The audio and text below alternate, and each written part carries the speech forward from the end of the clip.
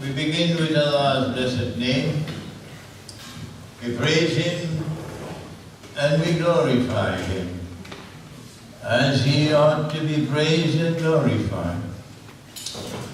And we pray for peace and for blessings on all His noble messengers, including the last of them all, the blessed Prophet Muhammad sallallahu ta'ala alayhi wa sallam.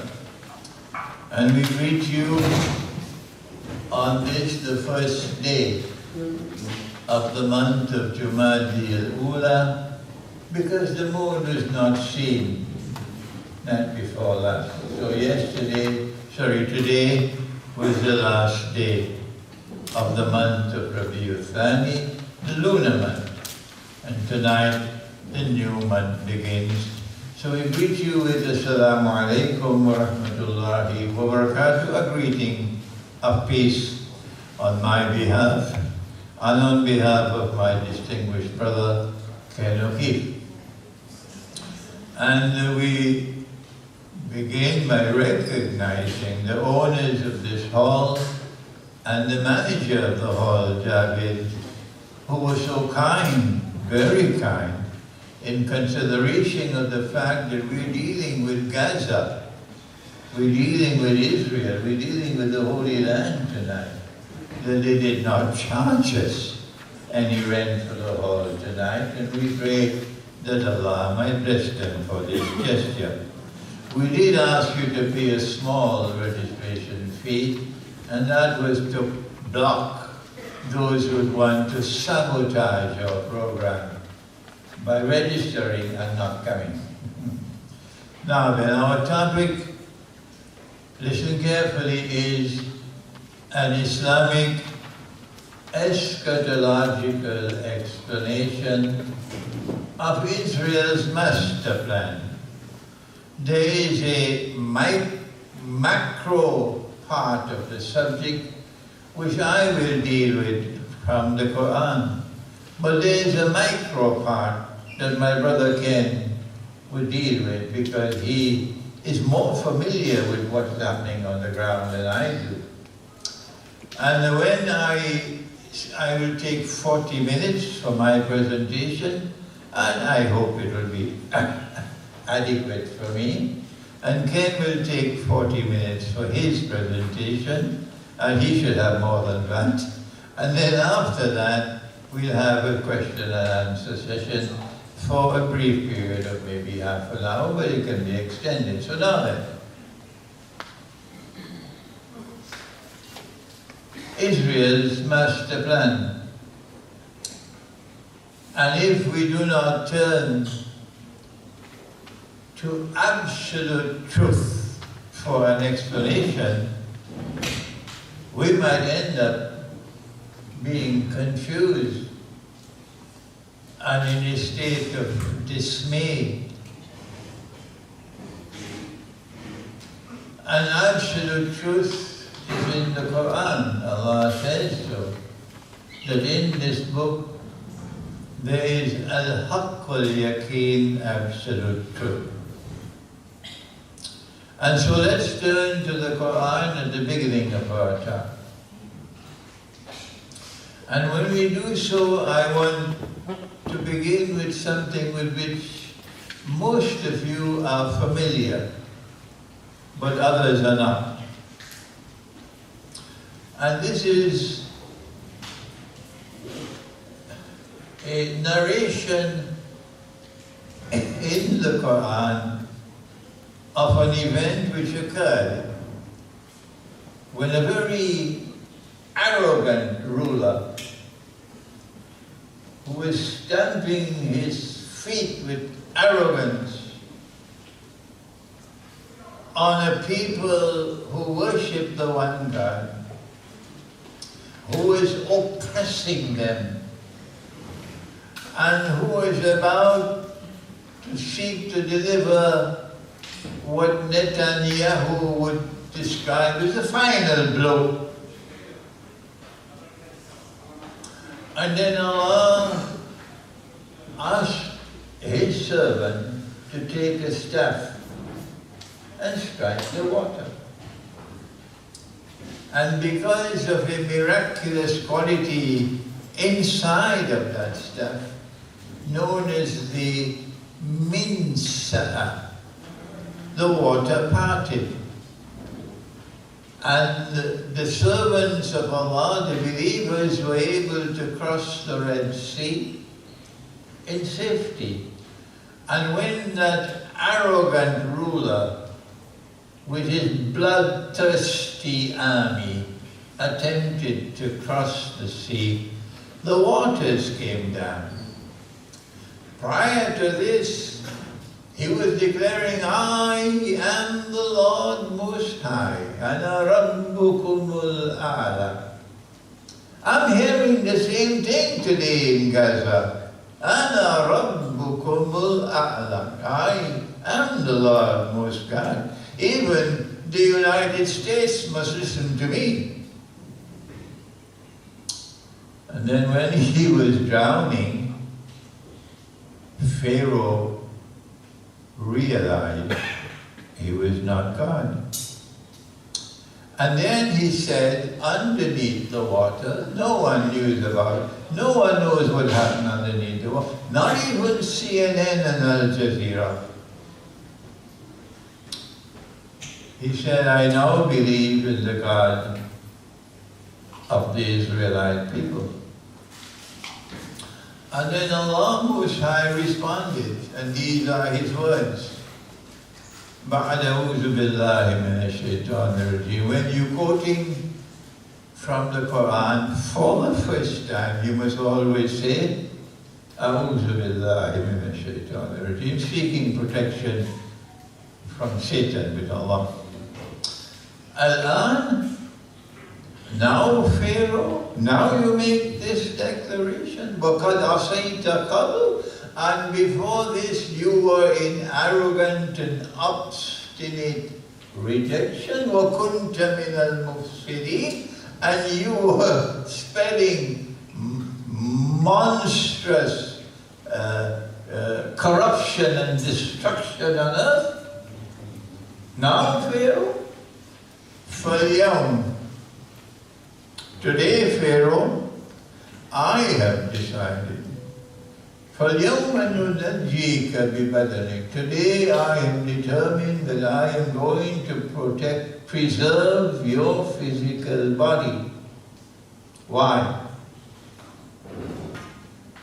لِتَكُونَ لِمَنْ خَلْفَكَ آيَةً.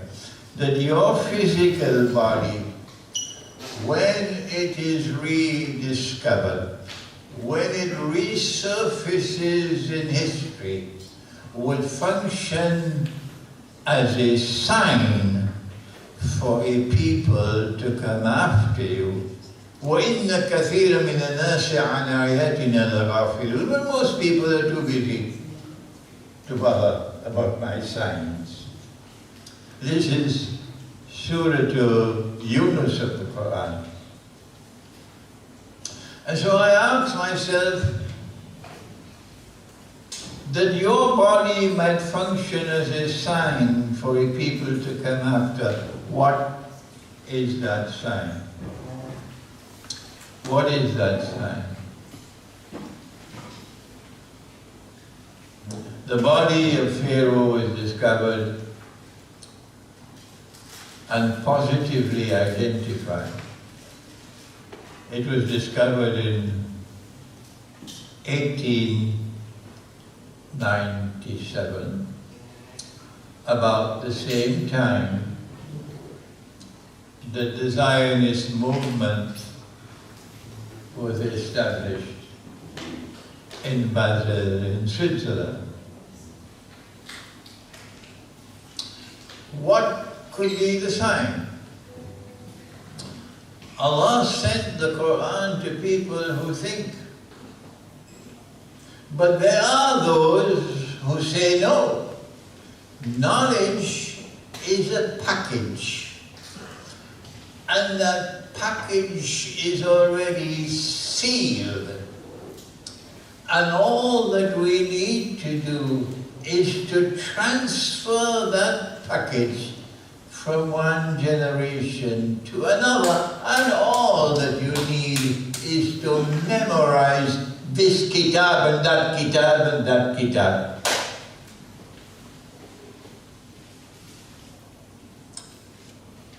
But Allah says, I sent the Quran to people who think. And He says in the Quran, Inna sharra dawab Inna Allah. The worst people with Allah's sight, Summul Bubbul Ladina la yaqilun, are the deaf and the dumb who do not think. So we are in good company when we reject that bogus scholarship that says that knowledge is a box that is sealed. You don't have to think. And when we think and we offer a view, only Allah can confirm that we are interpreting correctly. So there is no need for any boxing gloves. So what could it be? لِتَكُونَ لِمَنْ خَلْفَكَ آيَةً. That when your body is discovered, it would function as a sign for a people to come after you. And my answer, and Allah knows best, is that when the body of Pharaoh is discovered, history will repeat itself. That a people who will live the way Pharaoh lived, with arrogance, a people who will stamp their bloody feet upon a defenseless people who worship the one God, and slaughter them, treat them like cockroaches, that people who will follow the way of Pharaoh will die the way Pharaoh died. The last moment, when they're moving for the kill, and now the state of Israel will be rid of all its enemies, and Israel will be triumphant, and our version of truth will end with history. At that last moment, the same thing will happen which happened with Pharaoh, and they will be destroyed. And if this interpretation of the Quran is correct, then we still have plenty tears to shed. We still have much pain to suffer in the months and years ahead of us, before that time comes, when history will repeat itself, and the Holy Land will be rid of this bogus state of Israel, and true to triumph. That's my first reference to the Quran on the subject of the master plan. I want to turn to number 2 now. And Ibrahim alayhi salam, Abraham, is a common father for the Jews and for the Christians and for the Muslims. All three of us, we all recognize Abraham as our father. And he goes to his son, but the Quran chooses not to identify the son. And there is wisdom in this, that Allah does not identify the name of the son. And he says to his son, Inni ara fil manami anni azbahu, that I have seen myself sacrificing you. A human sacrifice. Human sacrifice. And he says to his son, ماذا ترى? How do you respond? The son understood it to be literal. And he says, Ya abati fa'al ma tu'mar. Oh, my father, go ahead and do what you've been ordered to do. And when Abraham put his son's head on the block to sacrifice his son, then Allah Most High called out to him and said, you have already fulfilled my vision, my command. My command never required you to engage in human sacrifice. My command never required you to engage in human sacrifice. No. I wanted you to accept the sacrifice of the seed of this son. I wanted you to accept the sacrifice of the seed of this son. Which son is it? Ibrahim alayhi salam accepted it. And so while we weep, we shed tears. Our hearts are weeping today. We have to remember that Allah asked him to accept it, and he accepted the sacrifice of the seed of this son. Which son is it? Someone changed the Torah. These are heavy words I use. And I don't use these words recklessly at all. Someone changed the Torah and wrote into the Torah that the son of the sacrifice was Isaac. But today we are not living through something else. Our prophet said, the best of those who came from Ismail alayhi salam, are the Kinana. And the best of those who came from the Kinana are the Quraysh, the tribe to which the prophet belonged. And the best of the Quraysh are Banu Hashim, the clan to which the prophet belonged. And the best of Banu Hashim is me. I am the best. And so our prophet declared that the Arabs came from Ishmael. And the Israelite people, of course, believe that they have come from Isaac. And what we now witness is that the seed of Isaac, since the body of Pharaoh was discovered, the seed of Isaac has been oppressing the seed of Ishmael and demonizing them. The worst person on the face of the earth today, the most despised, is an Arab.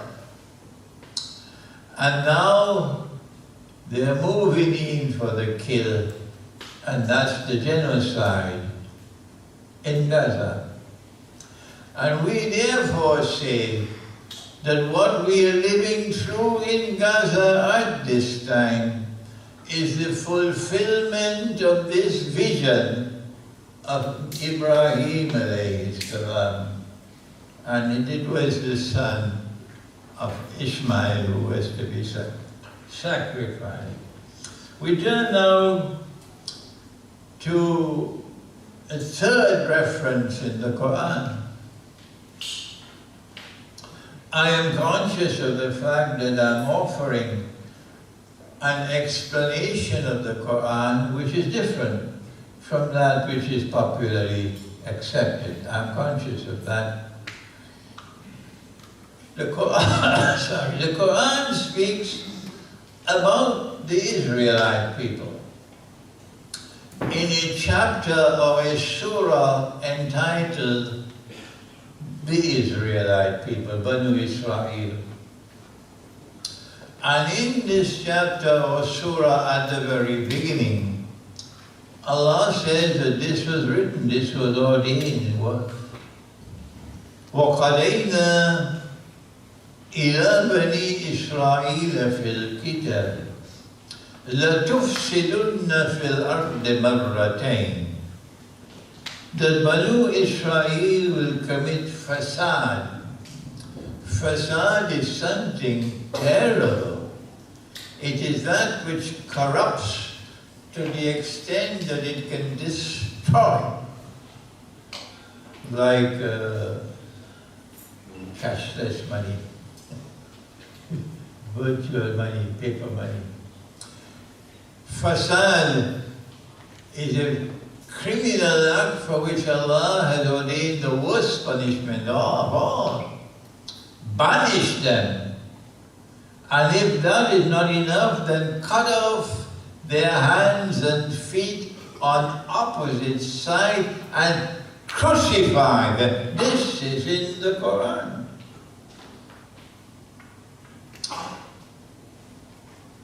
But the two periods of facad of the Israelite people took place before the Quran was sent down. The first time after the death of Solomon, Nabi Sulaiman alayhi salam. I think Ken is probably familiar with some of the Arabic terms right now. After the death of Solomon, Nabi Sulaiman alayhi salam, and they can engage in facade, they corrupted the Torah. The Torah had prohibited money being lent on interest and borrowed on interest. And they rewrote the Torah to say that an Israelite is prohibited from lending money on interest to another Israelite. But he is permitted. He can lend money on interest to the rest of the world. Meaning, don't rip off your own brother, but you can rip off the rest because they're just like cockroaches. I know that my language is very, very strong tonight. And this is going to provoke a storm when this lecture gets on the internet. I know that. But the hour has arrived for the truth to be proclaimed, regardless of consequences.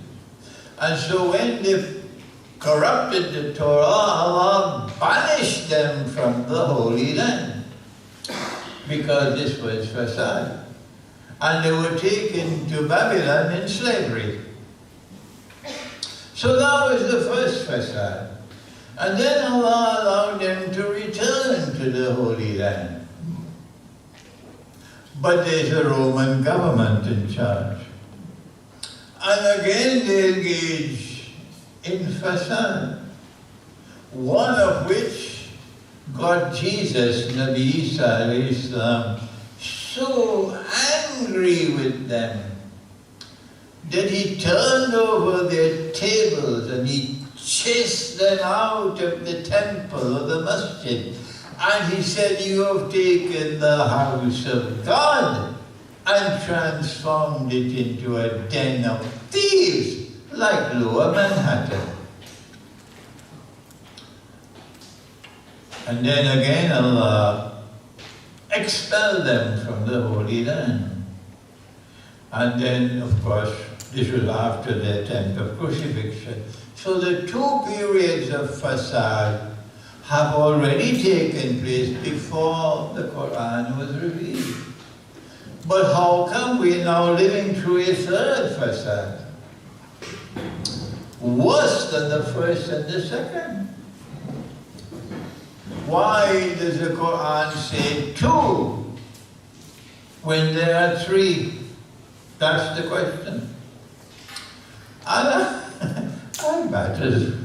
battled with this question for most of my scholarly life. But sometimes the truth is right in front of you, but you don't see it until Allah opens your eyes. And that's what happened to me.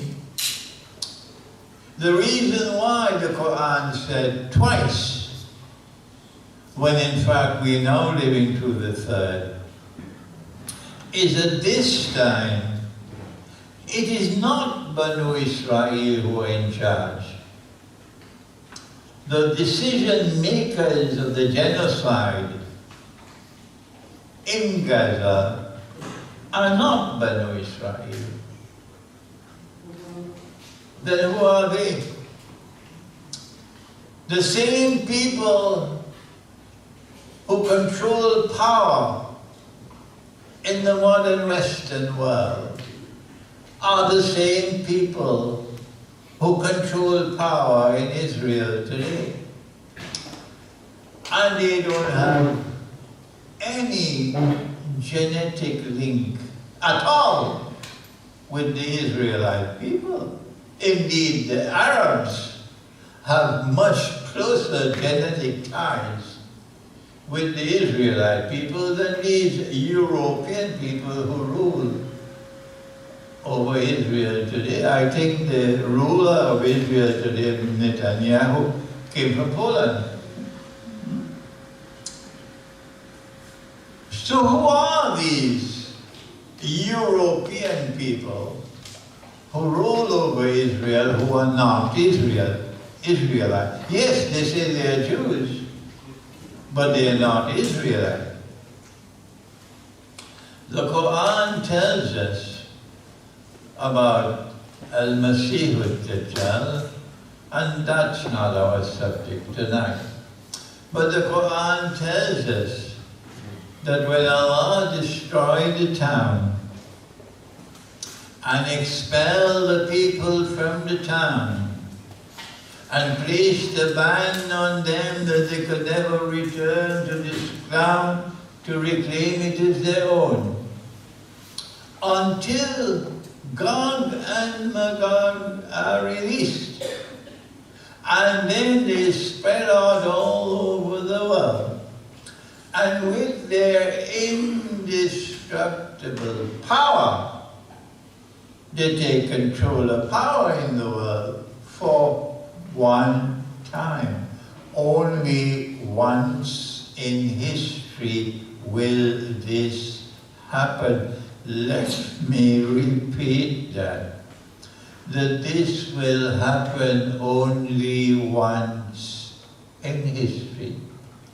That a people who never walked on the stage of the world would suddenly take power, take control of power in the world, and there would be a ruthless, arrogant people who have PhDs in oppression and deception. They got a PhD in deception.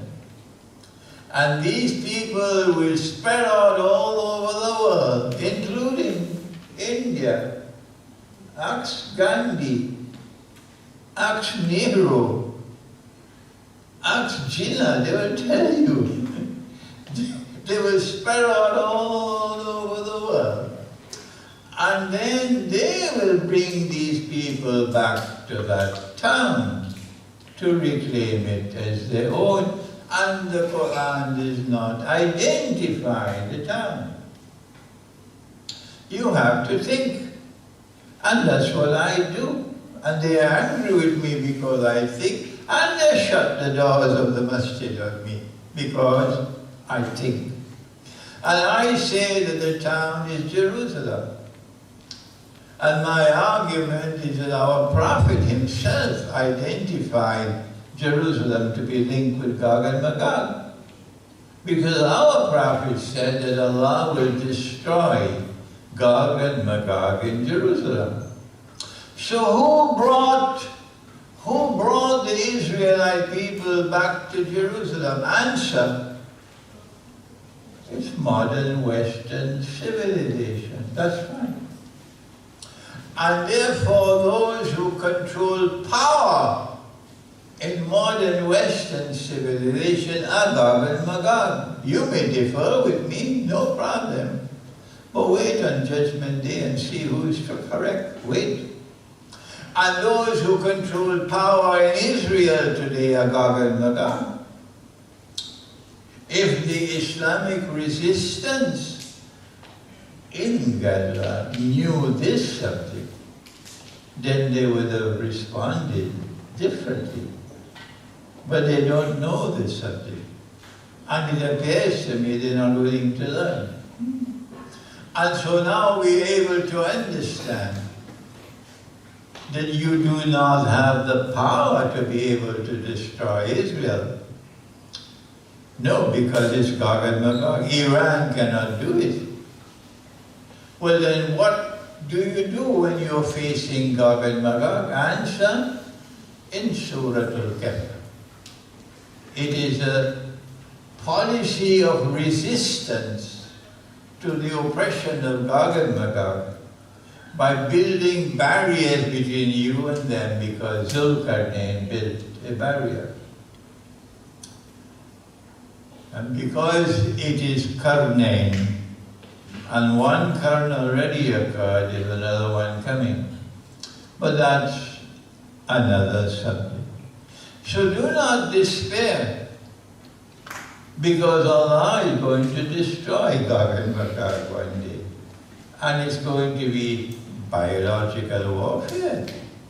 They wage biological warfare with us with COVID.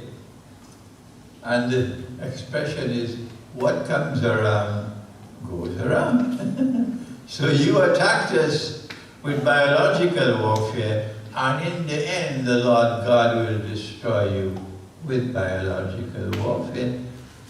So yes, the tears will fall, but don't let hope and faith leave the heart.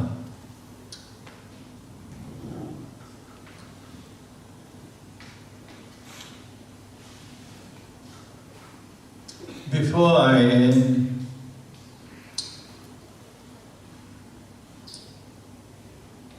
I want to turn briefly to Dajjal, the false Messiah. And you are familiar with the subject by now. You've read Jerusalem in the Quran that was written some 20-something years ago. And you know that Allah created him, and Allah programmed him to use computer language. And he is programmed to impersonate the true Messiah. The true Messiah, when he returns, he came and he left and he will return, will rule the world from Jerusalem, from a holy state of Israel. And he will have his ummah with him. And this is what Allah says in the Quran. So others who have a different view, don't listen to them, listen to Allah in the Quran. Allah says about a people who follow the Messiah, Jesus. He says, I'm going to raise them, the followers of Jesus. I don't follow Jesus. No. I follow Muhammad, Allah's blessing be upon them both. But those who follow Jesus, I pray in the direction of the Kaaba. I know there are others who pray in the direction of Washington, but I pray in the direction of the Kaaba. And they pray in the direction of Jerusalem. So we're two different people. I fast in Ramadan, and my fast begins at dawn and ends at sunset, because night commences at sunset.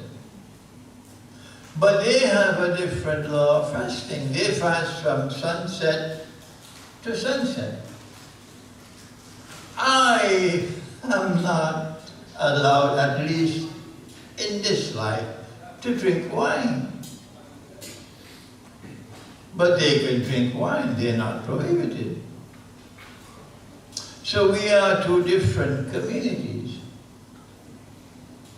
And Allah says that I'm going to raise those who follow Jesus to a position of dominance over those who have rejected him. And who are those who rejected him? Today, I'm using the word for the first time. They're called Jews or Yahud. That's the definition in the Quran. And today the Jews are in alliance with Zionist Christians. And they are the ones who are given to the world the North Atlantic Treaty Organization, NATO, in French, l'OTAN. And that is one of the superpowers in the world, led by the United States of America, in what is known as Pax Americana. So Allah is going to raise a people who follow Jesus to a position of dominance over NATO, And when Allah raised this Christian people to that position of dominance, the Quran is saying that they will remain in that position of dominance until the end of the world. They can teach something else in political science in their universities, but this is absolute truth. So this is the Messiah who is to come. So if a false Messiah is to impersonate him, that false Messiah must also become the ruling state in the world. And that's why the British Army liberated Jerusalem, and then Britain allowed the baby to be born, the state of Israel. And the Western world remained so obsessively attached to Israel, feeding the baby, protecting the baby, arming the baby,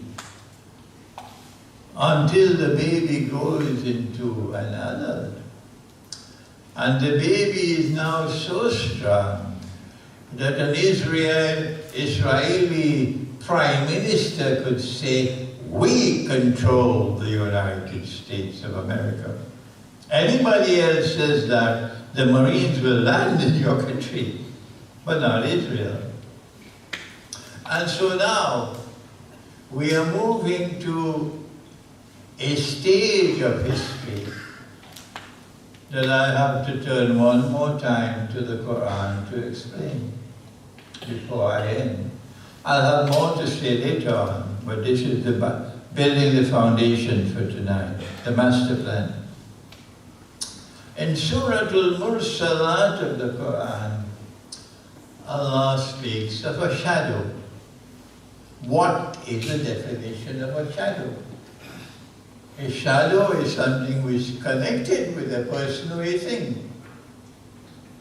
It is connected with a person or a thing. You can have a shadow of a stick, and you can have the shadow of a person. And Allah says, "Intaliku," proceed. Let history now proceed. "Intaliku ila zillin zi salasi shu'ab." Proceed to a shadow comprised of 3 parts. This is ayah mutashabiha. You have to interpret it. Whose shadow it is that is comprised of 3 parts. And Allah has sent this for a people who rejected His sign, rejected the Messiah.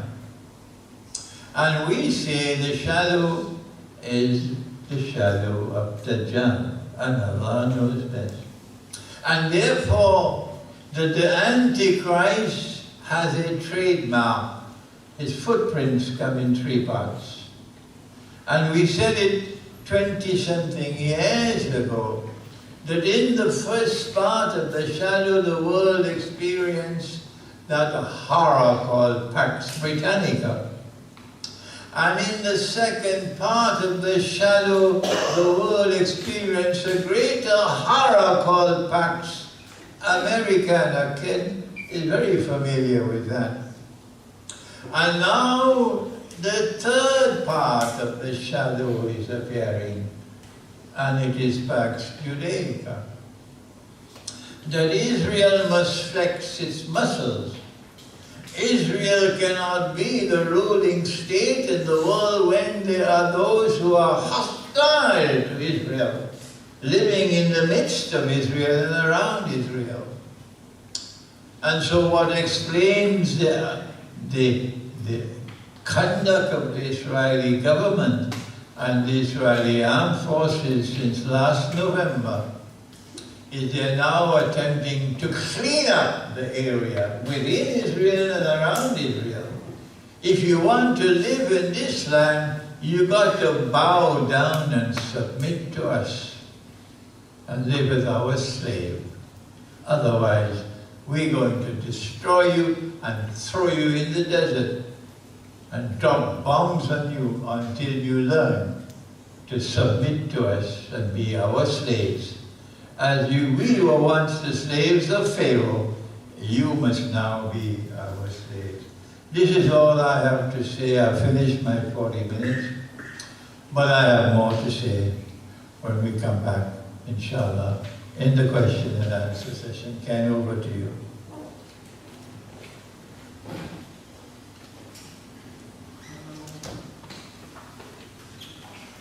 I always learn when I listen to the series, so thank you very, very, very much.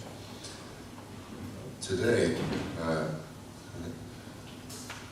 first off, I'll start with the positive news from my perspective, and I don't really care if people know it or don't know it. I know it, and I'm so happy to know that it's coming, and sooner rather than later. Israel is done. They're over. They're cowards and they're running. They're dual nationals. And even their little sacred cow, known as the Jewish state of Israel, they don't have the courage as a proper Marine would or any other warrior. If this is your land, and it's the land that is yours and only yours, and you claim it, how could you possibly run away from it unless you were a coward? To leave the rest of your brethren to die, if this is your place. But they're all dual nationals, aren't they? Henry Ford referred to them as the international Jew, but he got a memo like, hey, cool that down, Henry, cool that down. Everybody who speaks the truth about this nefarious, parasitical, genocidal monster seems to have a problem. I know that. I know that well. In fact, the only reason why I'm here, which really is, all praise to God, for those that appreciate what I do, all praise to Allah. Only by the gifts of God could I possibly have the sort of qualities and abilities and strength and courage and fearlessness to do what I do. I answer to one master, that's it, nobody else. I love Jesus an awful lot. And I do recognize his mother as immaculately conceived virgin. I see very much what Islam sees about her, the most beautiful. And I also see the mother that I had, who gave me the strength and security to be able to test the boundaries. Israel has been running roughshod over this world, and as the Sheikh referred to it, the little baby of the West has been coddled and protected and armed. And now it is a monster, an adult monster. And we see it, the mask is off. For much of the world, the willful ignorance that people have chosen, it's pretty hard now to just repeat that tired old mantra, Israel has a right to defend itself. You've got to be a special kind of stupid to parrot that. But it's funny, isn't that the representatives that we have? Do they not represent us? Do we not pay our taxes to them if we live in this country, or America, or Canada, or the Netherlands, or Europe, or Australia? The little baby created by the West that is this Jewish state is in its dying days. As a warrior, I know arrogance is a weakness. The Sheikh also referred to arrogance. You've got to be a special kind of arrogant. Normally, when you're committing a genocide, and we have plenty periods, we don't hear much about the genocide in Algeria, about 10 million dead over there, courtesy of the Jewish-controlled France that instigated this. We look back at history, we see this pattern repeated over and over, which opens up an opportunity for me to show a book which I highly recommend, A History of Central Banking and the Enslavement of Mankind, which brings us to the head of the snake, as I've been saying forever. Money. A lot of people will say that money is the root of all evil. That's not true. And that book will prove it right there. Money can be a servant, a tool to humanity, but when you combine money production, fake fiat money, usury-based money, fractional reserve money, compounding interest money, it's in this book, and it's there for all to see if you study history. That's why they don't want you to know history. Who controls the media? Who controls Hollywood? Who controls the politicians that supposedly represent us? And what does this say about us? If we pay our taxes and we vote, which one did you vote for? And if they did win, did they change anything? No, they didn't. They didn't. I'd like to take a poll. How many times do you think I have voted in my 55 years, in my entire life? That would be a big goose egg, 0. Why is that? Well, I think it really comes down to a book I need to write. I need to take a page out of the Sheikh's book. He's written many books. I've written 0 books as well. When did unacceptable become acceptable? Why did we ever accept a choice between the lesser of 2 evils? How did that work for anybody? Did you ever feel good about that?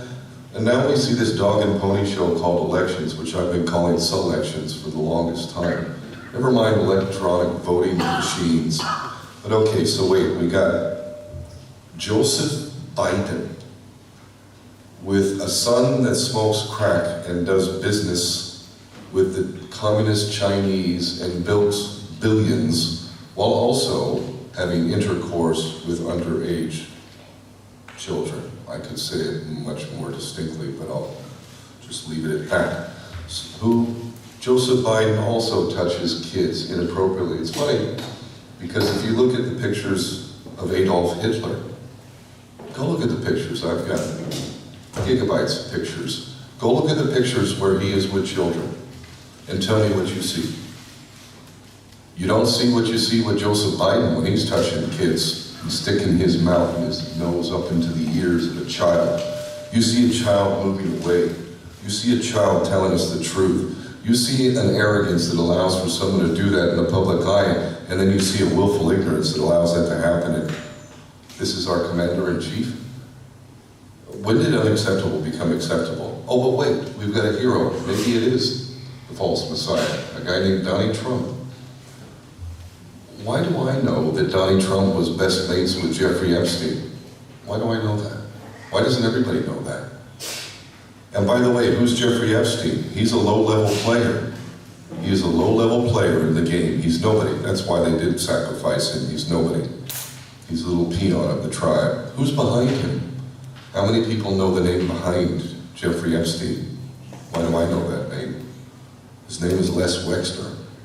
That's higher on the food chain right there. And that's why most of us don't know his name.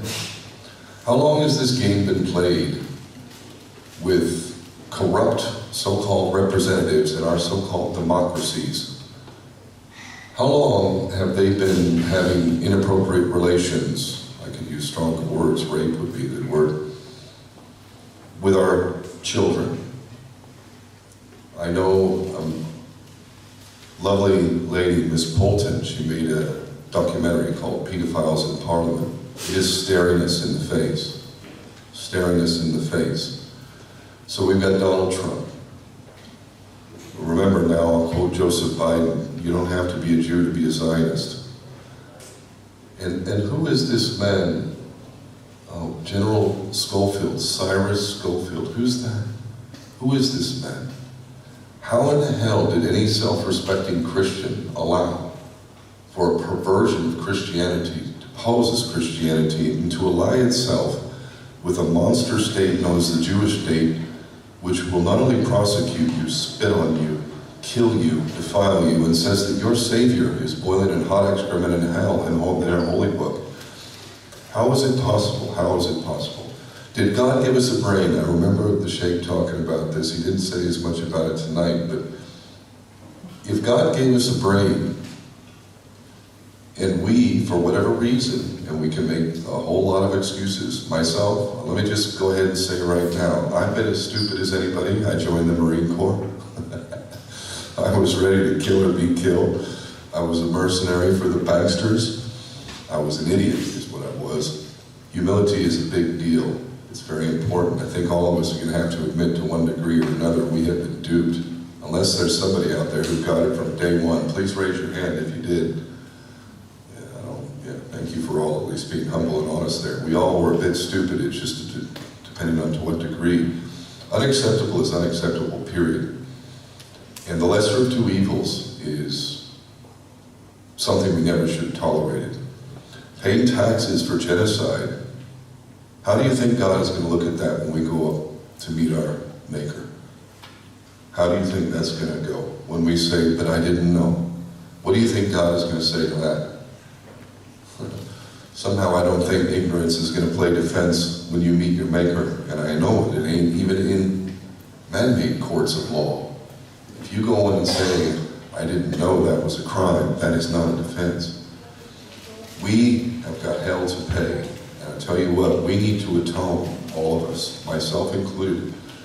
We are paying for genocide. Now, the short version of the story, which I think everybody here probably knows at this point, what's happening in Gaza, I have family in Gaza.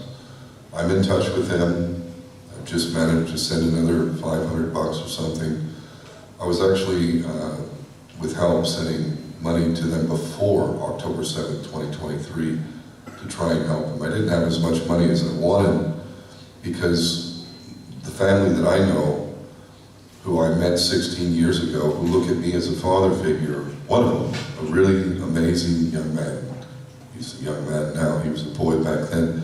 But he asked me a little over a year ago if I could send him enough money for him to be able to buy a good quality camera so that he could be a journalist. I didn't have the money, I've been mostly poor. I've been mostly impoverished, lost everything I own 3 times in 10 years, been in prison, tortured, you name it, blah, blah, blah, blah. That's the price you pay. I sleep good at night. I don't fear God, I love Him. He is my master. I listen to Him, I love Him, I pray to Him daily. I couldn't send the money, but maybe that was God's way of saying no. Because if I did send him that camera, and he was able to be a journalist, given what we know about what happens to journalists in Gaza, probably he'd be dead. Instead, he's just starving with no shelter, and he's freezing cold, and his family is cold because they don't have the cold weather clothes. There is nowhere safe in Gaza. He was also witness to the burning bodies. That's actually the biggest post I've had on X. The burning bodies. You know, the young man with an IV in his arm, on a cot in a field hospital, since all the hospitals have been destroyed, burning alive. It was his mother who you see leaning forward as she's burning alive. He was actually there. They were there in that area. He saw that. The traumas that he's seen. His mother, Zainab, she's still alive. I met her, did a video where I interviewed her about the hell she had been through back then, 16 years ago. the amount of traumas that these people have been through, most people would just absolutely crumble, absolutely crumble. The Palestinians represent the absolute best of humanity, and most of humanity has turned a blind eye and abandonment, including the shameful Arabs and Muslims, so-called, who did nothing. Nothing. Shame on you. Not you. The ones who've done that. But we all have that. Even now, why is the shame not embraced and loved? Is it not possible to disagree a bit? But instead, all these mosques out here that don't welcome this man, what does that say about the state of Islam in this country? What does that say? Shame on all them too. We do have a great opportunity, and I'm all about solutions. The atrocities we see in Gaza, and also the good men. I met Ismail Haniyeh several times. He awarded me both Palestinian citizenship, which I'll get back to that in a bit, and also the key to the city of Gaza. And funny enough, Donald Trump awarded Netanyahu the key to the White House. If I could trade my key to the city of Gaza for the key to the White House, what do you think I would? No, I wouldn't choose that. But it says a lot about my birth nation, that you give a patent war criminal. You've invited him to the US Congress 4 times. I'm sorry, who is in charge here? How is it possible that this little Jewish state, so-called, basically gives the talking points to all of our so-called representatives? And have we done enough by going to protests and signing petitions? Is that enough? Are we going to meet God and we're going to say, yes, you did your part? No, we didn't. No, we did not. At best, we did the bare minimum. But on the positive side, I just had a meeting yesterday with a group that is part of a movement which I will be representing, inshallah. It's called Make War History. I want to explain this because here's a solution. And soon I'm going to be able to present this, God willing, that will allow me to be able to shame everybody who does not participate in this. And I mean that. Make war history. Let me tell a little bit about law, actual law, as opposed to the color of law, which everybody seems to think is actual law. Acts of Parliament are not law.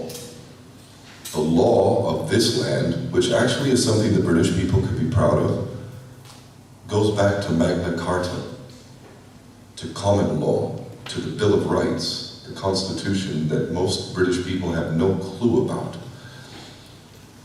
Guess why this amazing contribution to humanity before the tribe, the usurers, got their grubby little mitts on this country? Guess why Magna Carta was brought into existence, primarily, of all the good things it could say? Now, I recognize God's law is the highest law, but I recognize man-made law that is consistent with God's law to be a positive thing. Magna Carta was brought in because it was known, it was understood before they dumbed us down, that usury was unacceptable. I get back to that. When did unacceptable become acceptable? At what point did Muslims accept something that is completely unacceptable with regard to Islam? At what point? When did that happen? How many of these mosques and imams are talking about that? How many of them are getting their dirty little usury money given to them so they can keep their mouths shut, cut this man out, and play their little game so they can have the favor of the investors who allow them to live their false Islam lie? I say that as a non-Muslim, although I am in service to God, it's always in that sense, I am a Muslim, and I'm a Christian. Is it possible to be both? Maybe there is a middle ground here. Maybe we can agree to disagree on some of the key points and acknowledge that there is only one God. I do not pray to Jesus, nor do I seek Jesus' forgiveness. I recognize him as something probably above what maybe a Muslim may, and this is where we could disagree perhaps, but it was Jesus who brought me to Palestine. He's the one. Something pulled me there. It was him. And when I went there, I indeed lived what he said, and ye shall know the truth, and the truth shall set you free. I'm a free man because I know the truth, and I know that truth is God and God is truth. There is no difference between those two. It's Satan, Dajjal, Lucifer, who operates in the realm of lies and illusions. The idea that materialism is going to buy you happiness. There's a great way to illustrate this point by looking at, if you go online or if you study, you can find atheists, famous atheists. Voltaire is one of them. Anton LaVey, the creator of the Church of Satan. You know what happened to them in their dying moments? Do you know what they said? It became clear that their rejection of God comes with a price, and that your coveting of the material pales in comparison to the value of the spirit, the eternal soul within. This is something that I was never so foolish enough to confuse the corruption of the Catholic Church, to which I am officially. My grandmother, born and raised in Ireland, made sure that I had my first Holy Communion and Catechism. The Catholic Church has not always been what it is today. It used to be something noble, but they infiltrated that too. That's what they do. They infiltrate and subvert from within, like maybe the mosques that are here in this country, turning a blind eye to the things that are the tenets of Islam, such as usury. Same thing with Christianity. How did any of us who call ourselves Christians accept the unacceptable of usury? How did we fail to learn the lesson of Jesus, who not only upturned the tables and splashed their dirty money all over the place, but took out a whip and whipped them? That's not turning the other cheek.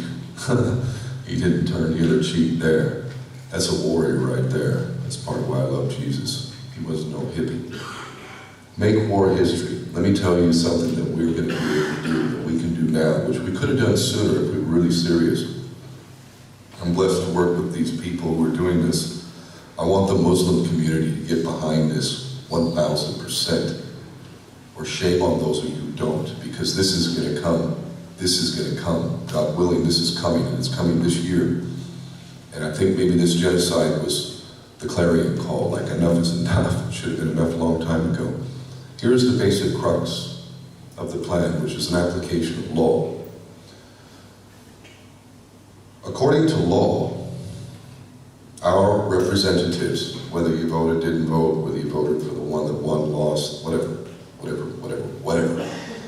indisputably, undeniably, and raise your hand if you don't agree with this, these people officially represent you in terms of law. Does anybody disagree with that? Thank you. Okay, step one, they represent us. They are bound by the treaties of which this nation has signed on to. Among those treaties are treaties against torture, genocide, the enslavement or employment of children to the point of slavery. There are a number of treaties, the Geneva Conventions, the rules of war. You can't kill civilians, you can't kill children, you can't attack power plants, water treatment facilities. All of these things, our government, our representatives, they have signed treaties, which are contracts between nations, and therefore, when we pay our taxes, and those taxes are used to commit genocide, to provide arms to the genocider who's openly declared it, to provide the facilitation economically, trade-wise, politically, for rape and torture to the point that we see riots in Israel, not against the red-hot metal rods being inserted inside the rectum of prisoners to the point of paralyzation or death. They're rioting to defend their right to do that. Literally. How many of you have seen that? Yeah. If the lying media wasn't lying media, every single one of you would have seen it. It's happening. And if you meet God in fail to recognize it, he'll tell you. So, these treaties of which our representatives are taking our taxes, you go outside right now, you buy something, you have just funded genocide. Is there anybody in this audience who will deny the fact that when you pay any tax at all, that you are paying in part for genocide, torture, mutilation, the killing of children in Gaza? Is there anyone in this room who wants to deny that when we pay any taxes here in this country, that some of that is going to kill the very people we claim to be defending? Thank you again for your honesty. So, what do we do with that? Here's what we do. We make war history, and here's how we do it. We have a positive obligation. We don't have a right to not pay taxes. We have a duty to not pay taxes. Because if we pay into a tax system, which at this point, indisputably, undeniably, funds, facilitates, and equates to genocide, torture, murder of children, everything else, what does that make us? We become material support, financiers for all of said crimes. So, make war history. Here's what we're going to do. We are going to take all those taxes. Are you happy with your taxes? Would you like to reduce your tax burden just a bit? Here's a selling point. Now we're talking, eh? Let's reduce the tax burden. You happy with the way the council's treating you? Do you like the council? They're doing you well? You happy with your income tax? How many taxes are we paying? 1, 2, 3, 5, 10, 20, 50? I don't even know at this point. How much of your income is going to facilitate this? How many of you would like to reduce it? Here's how we're going to do it. What we're going to do, and this has already been done, by the way, on a smaller scale, but I intend to make this massive, and not just in this country, for my birth nation and the entirety of the Western world. In fact, the whole world. We're going to hold our leaders to account. We don't have a dictatorship here. We can't hide behind a dictator doing things against our will. These people represent us. Now, instead of paying taxes to the government as you're told, what we're going to do is we're going to put those taxes into a trust. A trust. That trust will hold all of our taxes, so all of the money that they're getting to commit these crimes is no longer going to go to them. It's going to go into the trust. And you know what we're going to do then? This is an application of God's law right here, and it also happens to be man-made law. We're going to serve notice. We're going to serve notice to our representatives, and we're going to make clear, okay, we, as citizens, subjects of this land, have a positive duty. We recognize the duty. We are concerned about our potential failure to meet the requirements as citizens, subjects of this land, and we are in danger. In fact, we believe that we have become the material facilitators of these crimes. Therefore, the money that we were paying you and potentially facilitating all of these massive crimes is going into this trust. We need now from you, here's your notice, to assure that there will be, one, no more trade with Israel. I'm not even talking about just weapons. No political support, no more Keir Starmer getting up and saying that Israel has a right to cut off water, food, electricity. That's the man in charge right now, by the way. He said that. You now have been served. If you cannot reply and assure that these funds will not be used to pay for any of these crimes, those funds will then be returned to the people until we can have a government that represents the will and the duty of the people. And we're going to end war. We're going to end all war except for war of defense. If someone's coming in to invade, then you defend. No more of these aggressive wars, which, by the way, the Nuremberg Tribunal said was the supreme crime. This is a solution that I wish we had enacted a long time ago. And I can honestly say that I was involved with people that were working for this over a decade ago. I have many objectives in my life. My ultimate objective, my ultimate mission, is to hand this world over to our children in a way that we can genuinely feel good about. And I think based on what I've seen from the previous answers. I don't care how much money your kids got. I don't care how many properties you own. If you're feeling good about handing this over to your children, something is wrong with you. And if it ain't your children, is it okay what we're handing over to the Palestinians? They don't even have a childhood. They're deprived of their childhood. They literally don't even have a childhood. I say we end this. I say we end it now, this year. And while the dam is breaking on so many different subjects, this is an option that we have before us, and I will do everything in my power, including a willingness to lose everything to make this happen. But I can't do it. I can tell you what though, we can. We can, and we must. So, I don't even know how much time I took. The Sheikh, God bless him, has left the stage, and I hope he's okay. There are other solutions as well, getting out of the funny money usury system. There's other ways to produce money without usury. If you read that book, you'll understand that. And if you look at the history, funny enough, I know my mate over there, he knows the answer to this question. How many hours a week is the average person working here? 40? Many of you are working more than 40, I'll bet. Yeah? Do you know what the average work week was when we didn't have usury and we did not allow the tribe and their usury dirty money system to come in here? You know what the average work week was? 14 hours. 14 hours. And that wasn't just getting by, that was 14 hours, fair wages, living a good life. Do you know what the people did when they had 14-hour work weeks? Well, one, you can probably imagine you spent time with your family, didn't you? But you also had even more time. There's 24 hours in a day, man. 14 hours, a lot of people work 14 hours in a day. I know I have as a businessman, so.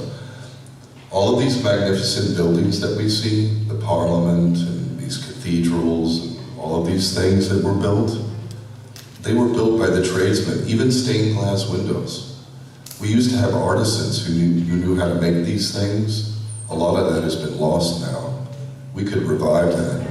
We could have a culture and a civilization that would be truly magnificent. We could rise to the levels of what God enabled us, our capacity. We could have that. We could hand that to our children. I like that idea myself. I like that a lot. Make no mistake, it's up to us. This is the one thing that I will say in parting on this note. As much as I see prophecy, and I've even been able to prophesy some things, if you see it accurately, then you can predict quite a bit. I'm not Jesus, I'm not Muhammad, God bless him, I'm just Ken O'Keefe. But I prophesize this, Israel's done. And as I've been trying to warn humanity, I don't know if the Samson option is going to happen or not, but I have a feeling if we get right with God, even if Israel launches all of its nukes and carries out its Samson option, terroristic threat against the world, I have a feeling God is just going to take all of their little nukes and just turn them into little inert pieces of metal that are going to come back to the ground.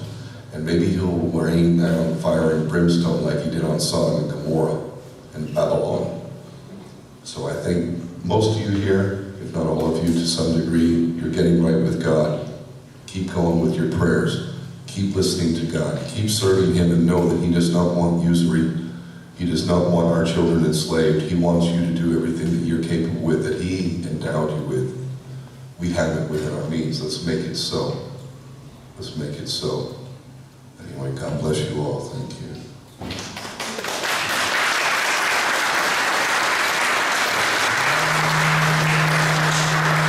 يا نفس إن لم تظفري لا تجزعي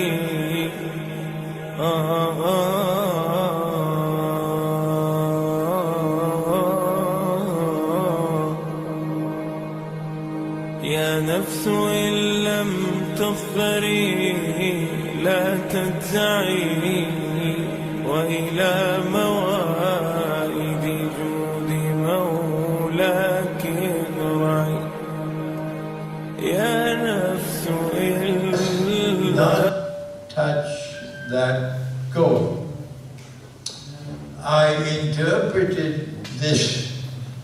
prophecy, maybe 25 years ago. I said that this must not be understood literally. There is no mountain of the metals coming out of the river. But this has to be interpreted. It is an ayah or hadith that is mutashabiha. You have to interpret it to be able to understand. And I said that when Henry Kissinger went to Saudi Arabia after the war of 1973, in which the price of oil rose by 400%, from $3 a barrel to $12. And the price of gold increased. In fact, it was the value of the US dollar which was decreasing from $40 for 1 ounce of gold to $160 for 1 ounce of gold. Kissinger went to Saudi Arabia and he convinced King Faisal, rahimahullah, that there was much more wealth for the Arabs if they will only do one thing, that they must sell their oil for nothing else but US dollars, which was sinful, bogus. It was meant to preserve the US dollar, keep it flying high. And Saudi Arabia agreed, and that was when the petrodollar was born. And that meant that an ocean of oil underneath the river now began to function as a mountain of gold, the petrodollar monetary system. I said this 25 years ago, but no prominent scholar of Islam anywhere in the world ever agreed with me, but that's not new. And so now, from that petrodollar monetary system, which has the International Monetary Fund backing it, has emerged a monetary system which has ensured the dominance of the modern West. But when BRICS was born, BRICS emerged as a challenge, a feeble challenge at that time. Namely, Russia and China joined together to seek an alternative, another monetary system. And Russia and China succeeded in bringing India and South Africa and Brazil on board, and that's why it is called BRICS. And now that alternative has grown so significantly that it is now threatening the petrodollar monetary system. And therefore, I agree with the view that this is one of the major causes of the walk towards nuclear war. Next question.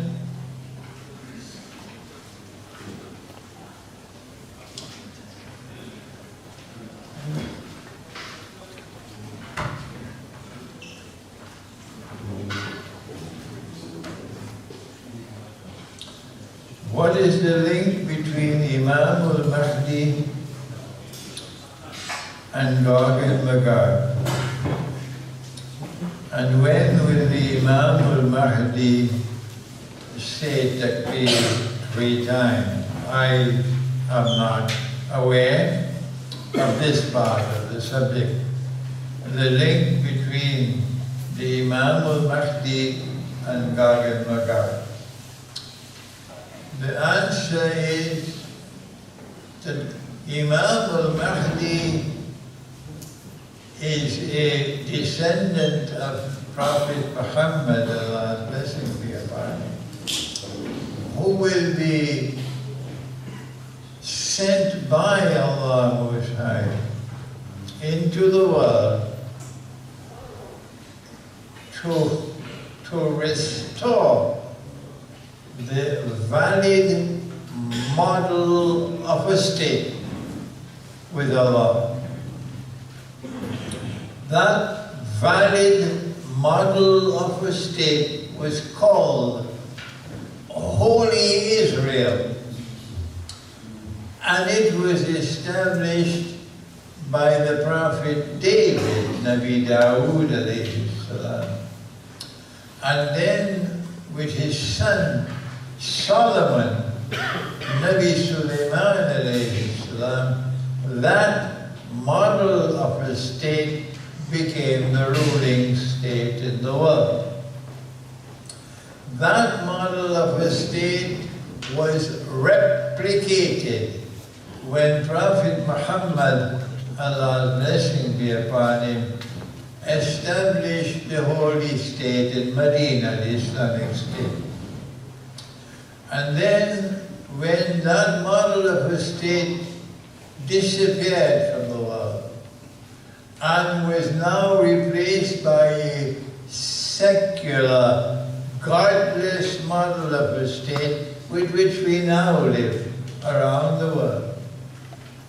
When Akhir Zaman comes, that model of a state must be restored. Why? Because Jesus, the Messiah, is coming back. And Allah taught him the Quran.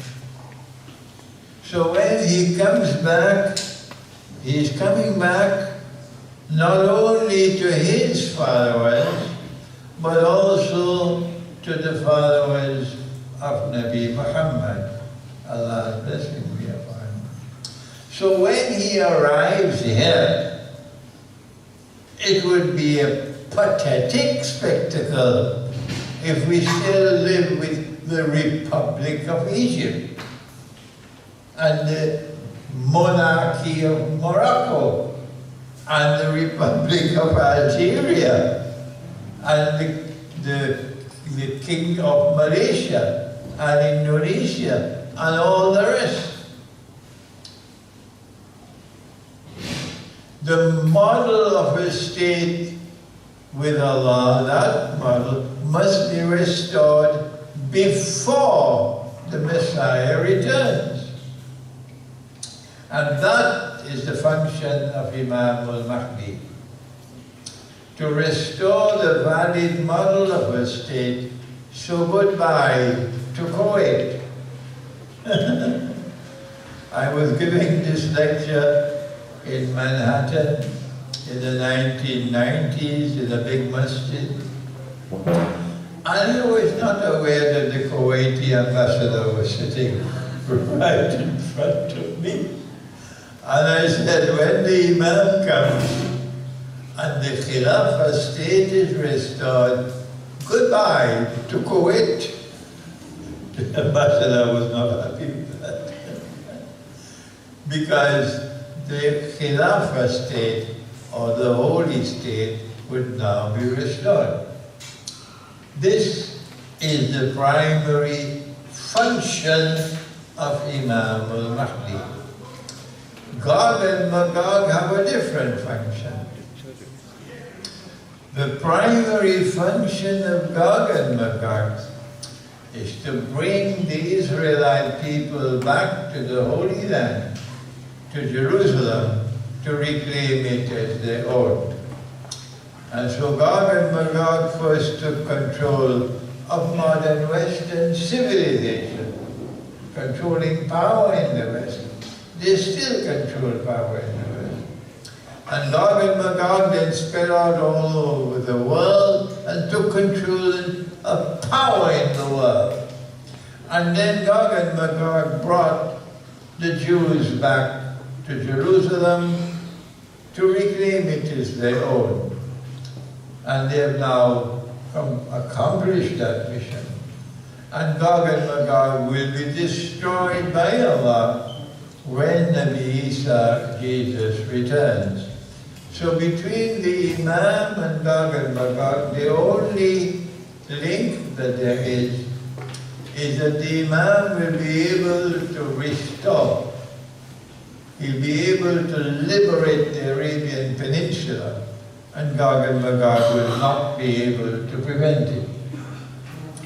And the Imam will say, get rid of Saudi Arabia and restore a Khilafah state with the capital in Mecca, and Gog and Magog will not be able to stop them. Once that Khilafah state is restored, that's the beginning of the end of Israel. Good. Yes, time for me to have some correction. Yes, you want to go. And for Ken to answer some questions. Thank you, Ken.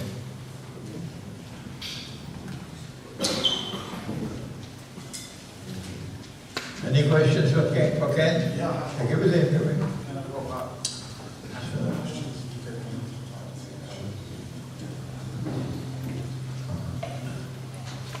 So the question is, are you aware of the work of Chris Coverdale in the UK? Something for no tag for gender.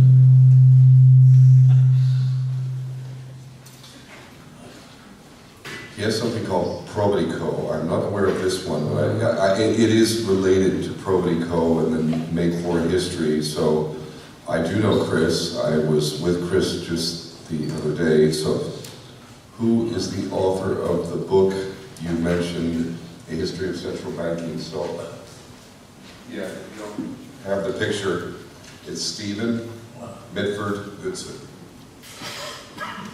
So yeah, if you don't have that down, then you might want to write it down, Stephen Mitford Goodson. I'm very familiar with Chris. I've known Chris a similar amount of time to when I met the Sheikh, because we met a decade ago in Iran. And I think I've known Chris maybe just slightly longer. And we immediately hit it off, same as with the Sheikh. We have very common interests. Chris Coverdale, I call him the quintessential Englishman. he's like just the old school quintessential Englishman. Such a beautiful guy, repository of knowledge as well, and really exemplifies the best qualities of England. And I'll be meeting with him again, inshallah, next week to further the agenda of Make For History. And there's also another core group within this that are equally beautiful people in their own right. And I did say this, as the question is asked about Chris, it's an obvious opportunity for me to say that of the many of you who voiced an interest in participating or contributing in some way, I can assure you that we can expedite this process. Although we already have the core foundational stuff, it's really just translating that into the working website, like the logo. You know, I want to see Make For History, NWH, all over. Like the same thing as my hat is sort of my signature, you know. I want to see Make For History for real, not like a slogan. I remember actually imparting on this 20 years ago when I did the Human Shield Action to Iraq 21 years ago. I actually was wearing, I gave a speech at Camden Town Hall, and somebody had given me a nod in my name. And the only reason why I felt like I could wear that was because while everybody was wearing none of my name, they were going to protest. I was going to Iraq to be human shield and ready to die. And I said on the Hard Talk interview, you know, when I was asked by an adversarial, more of an interrogator than an interview, do you think it will matter? And I said, yes, I do. I think it will matter that someone from the West shows so much that they care, that they're willing to be down there. And if we're going to die, then let us die together then. Anyway, not in my name, I felt I could say that, but I don't think we can say not in our name until we make war history and we do what I talked about earlier. So those of you that have abilities and would like to contribute, this is completely in accord with Islam anyway, as if God doesn't want us to end war and stop being pawns in the game of self-destruction attempted World War III. Okay.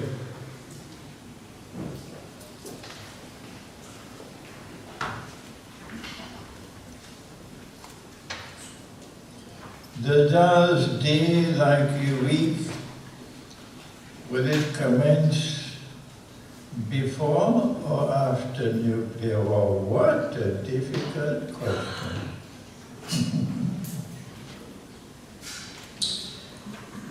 The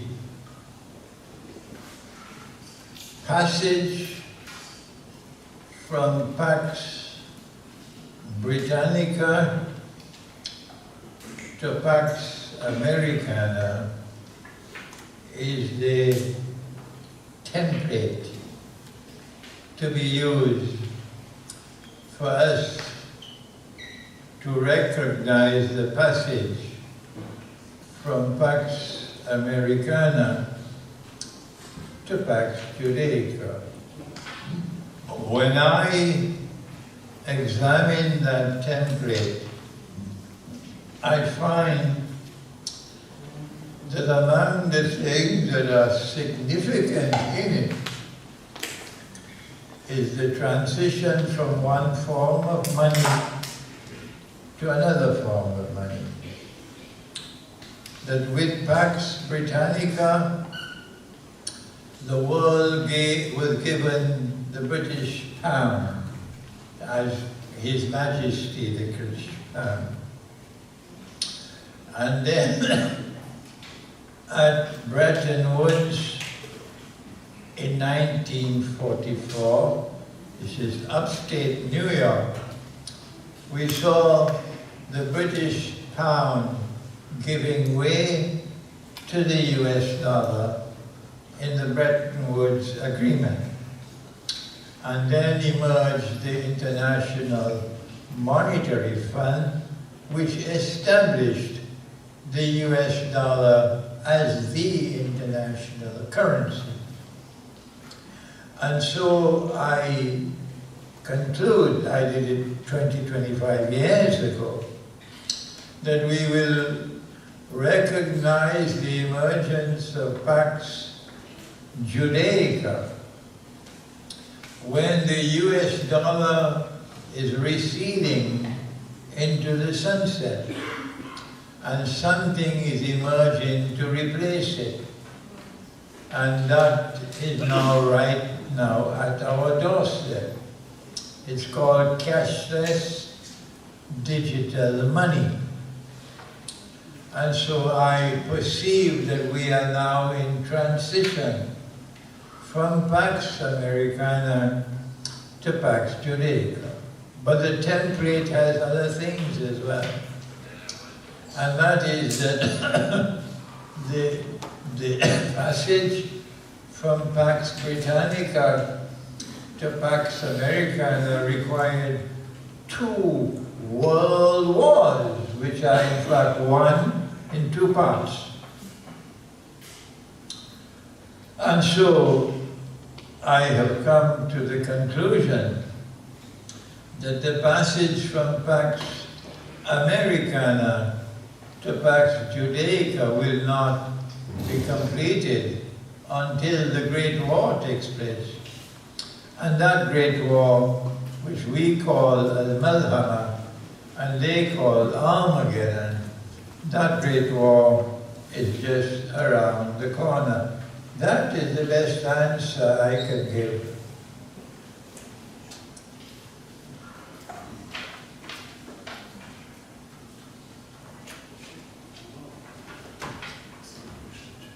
How come no questions for him?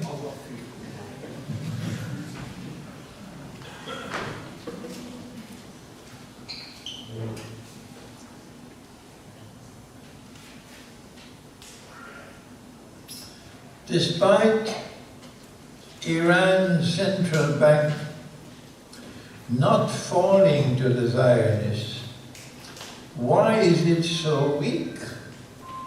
Why is it so susceptible to sanctions? Why haven't they given to the world an Islamic example of an economy? I met in Iran with several ayatollahs, and I seldom found amongst the ayatollahs any understanding of the monetary system.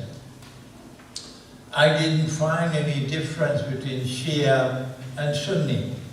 They're both at sea. But I did find in Qom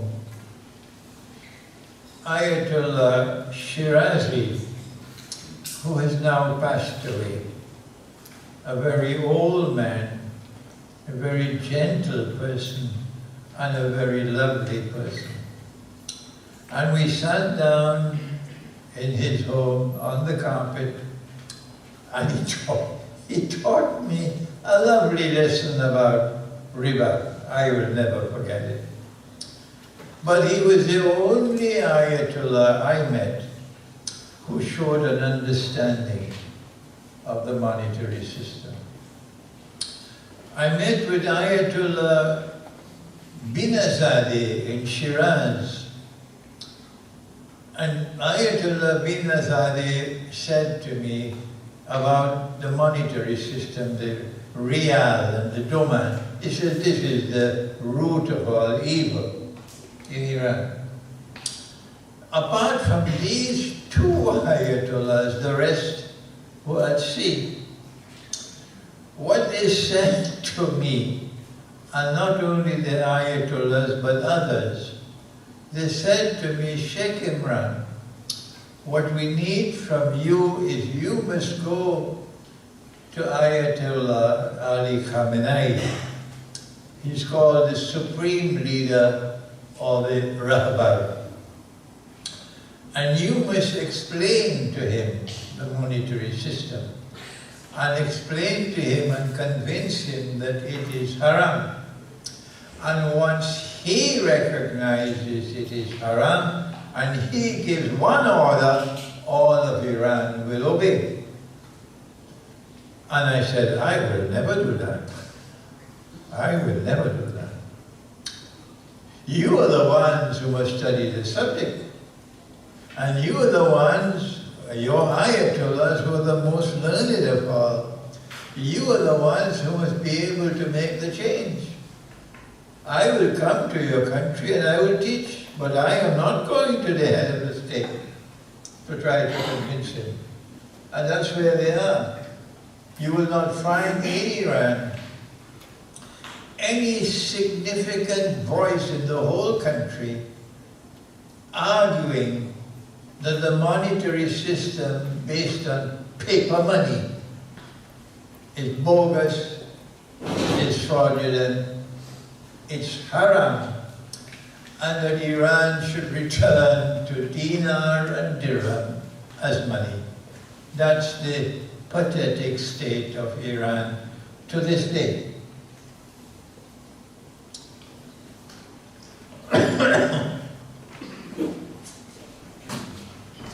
Okay, Ken.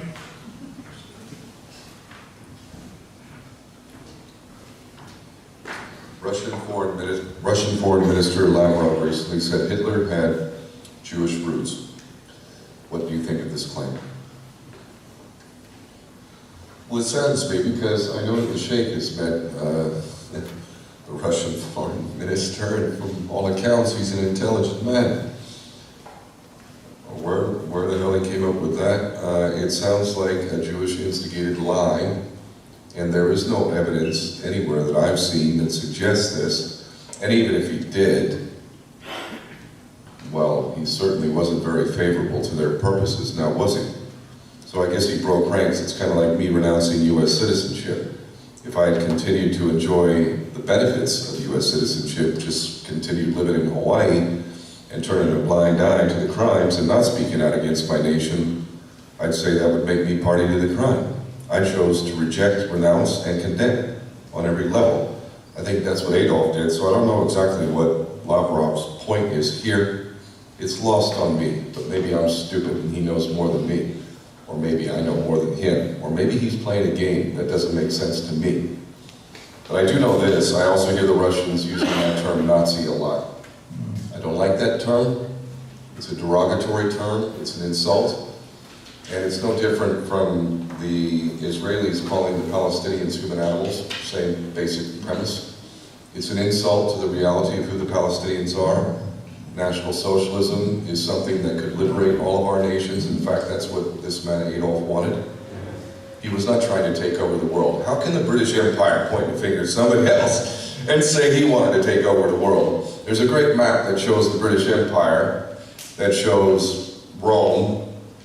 Even we can look at the Islamic Empire, and then let's look at Germany. How in the hell are you claiming that Germany was trying to take over the world? Especially, talk about pot calling the kettle black. Britain, the sun never sets. Britain? Yeah, right. I don't like this term Nazi, and and bearing false witness. Listen, how many times have we believed in our lives? Each one of you can ask yourself this question individually. I know myself, I can look to many points in my life where I genuinely believe something to be true. Most of all, that my nation is the greatest, that for whatever fault we have, you know, we're better than others, right? How many times in our lives have we really believed something to be true, and then later found out we were wrong? You know, and if there was a consequence for going against the grain, which is like my life story.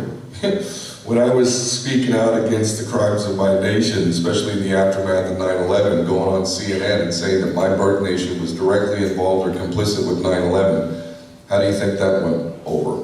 It didn't go over very well. It wasn't very popular, but I know for a fact it's true, and I was dead right. I don't care about popularity. It means nothing to me. And why would you want to be popular in an insane world? Why? Maybe if you want to be a billionaire, but the bottom line is this: bearing false witness is a crime. Amen. If I'm right about Adolf Hitler, fine. God will judge me. But if everybody else who thinks that stuff is true, when you meet your maker, you may find out, oh my God, oops, I made a big mistake. We'll see how God treats me when I meet him. We'll see.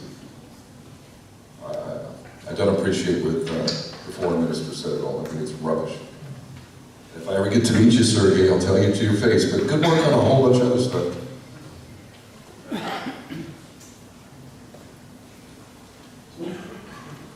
I guess that means maybe my visa to Russia's not coming now. Darn it, I just burned another bridge there.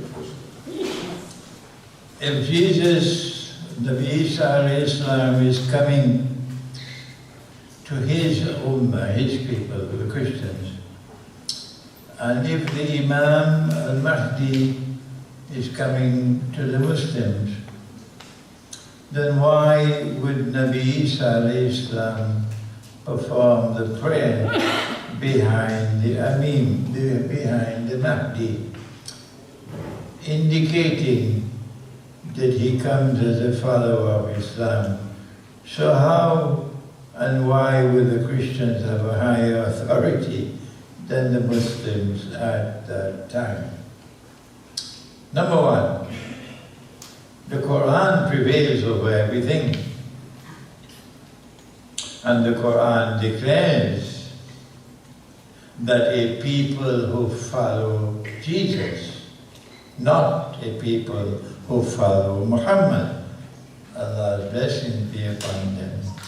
A people who follow Jesus, the Messiah, will be raised by Allah to that position of dominance, and when they are raised to that position of dominance, they will remain in that position of dominance until the end of the world. That is the Quran. That's not me, that's the Quran. Good.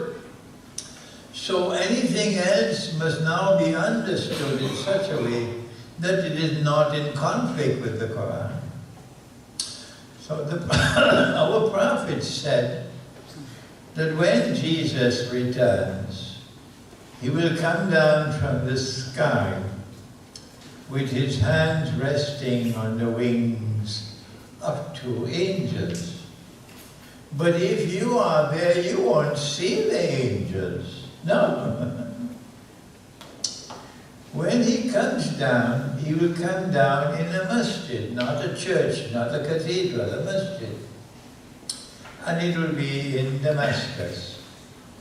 And our Imam would be in that masjid. And I have dealt with this subject, I've written on it in my book entitled The Messiah, the Quran, and the End Time. I think the book is downstairs. So do please do some homework and read the book. The Imam will be in the masjid. And it will be the time of the prayer. And the Israeli army, led by the false Messiah, will be around the masjid, surrounding it. And they are ready for the final kill. When you kill the Imam, everything is now finished. There is no resistance to Israel possible anymore. Like Pharaoh's army approaching the Israelite people who are between the devil and the dark blue sea. And if you destroy them, that's the end of it.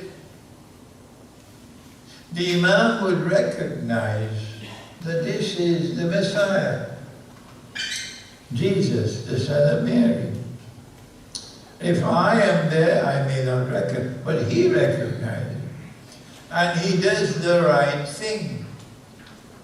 He is the Imam or the leader of the community of people who follow Muhammad. Allah's blessing be upon him. But that is a prophet. I am only an Imam. He is a Nabi and he is the Messiah. So the Imam does the right thing when he invites the Messiah to lead the prayer. But this is a masjid, and the prayer will not be conducted in accordance with the law which came down to Moses and to Jesus. Allah's blessing be upon him. We have a different model of scholarship, law which came down to Muhammad alayhi salatu wasalam. So our prayer will be conducted differently from the Christian one, but it's the same one God. When the Imam invites him to lead the prayer, since he is a prophet, then in accordance with our Sharia or sacred law, the prophet should lead the prayer. So why does he decline? Why does he say, the people have appointed you as their Imam, you lead the prayer? And he then prays behind the Imam. Answer, you got to learn to think. Don't expect Imran to think for you. You must learn to think. My teacher used to say to me, I'm not going to put you on my back and climb the mountain. I'm going to teach you how to climb the mountain. That's what he used to say. Maulana Dr. Muhammad Fadlur Rahman Ansari, rahimahullah. So I have to think, and I understood. If the Messiah had accepted the invitation and he had led the prayer, he would be in conflict with Allah's command to him. Because Allah's command to him is that he is a prophet sent not to all of mankind. No, he is sent to Banu Israel. Twice in the Quran this is mentioned, that the Messiah is sent to the Israelite people. But if he had led the prayer, he would now become the leader of this community which follows Muhammad alayhi salatu wasalam, and he would be in trouble with the Lord God. So that is why he declines to lead the prayer. But when he prays behind the Imam, he sends a message, powerful message, to all Christians and all Jews. What is the message? By praying behind the Imam, in accordance with the law which came down to Muhammad, Allah blessing be upon him, he is telling the world the Quran is absolute truth. The Quran is the word of God. Muhammad is a messenger of God. And every Christian, wherever you are in the world, will now have to accept, if you've not accepted it so far, will now have to accept that the Quran is the word of God and Muhammad is his messenger. But Alhamdulillah, in my old age I'm working, and there are many Christians who are now accepting that the Quran is the word of God, because I don't go with boxing gloves to win any stupid debate. Sorry for this language. I don't go with boxing gloves to win any stupid debate. I do it differently. And there are many Christians now who have a different view of the Quran. And my book, The Quran and Russia's Destiny, I pray will change the views of many Russians. Already you have a president of Russia today who publicly kisses the Quran. Can you imagine Trump doing that? Or Biden? Or this fellow in Britain, I don't know his name, Stammer?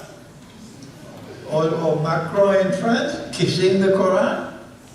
But Putin kisses the Quran. That's right. And so this is the reason why he does not lead the prayer. He prays behind the Imam, because if he was to lead the prayer, he would automatically become the Imam of this Ummah, which would be a violation of Allah's law to him.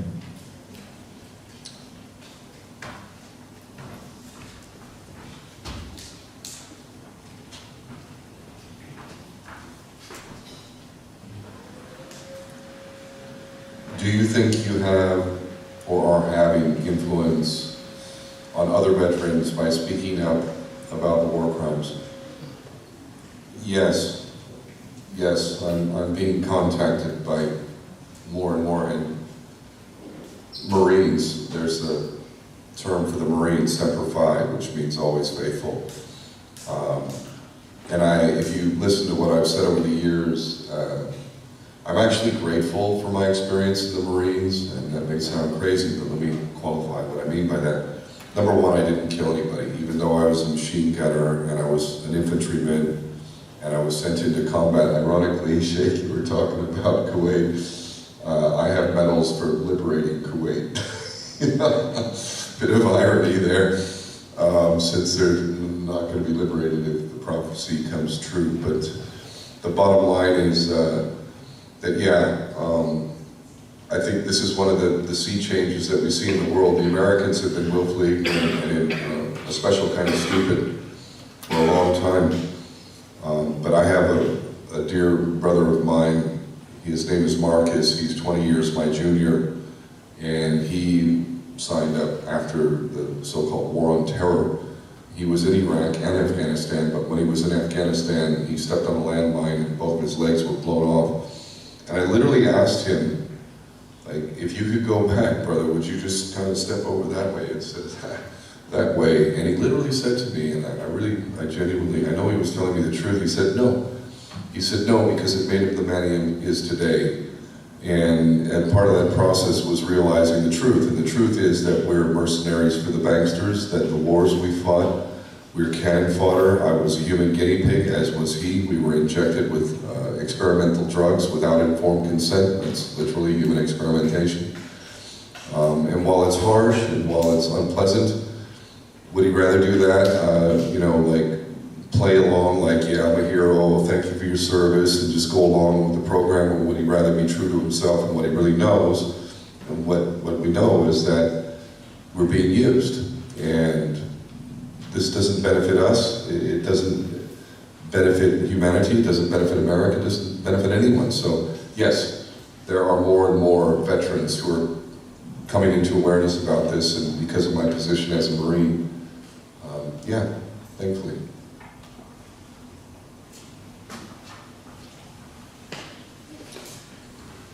Do you believe that gold will return as the dominating currency post-Malhama and weapons and swords and shields?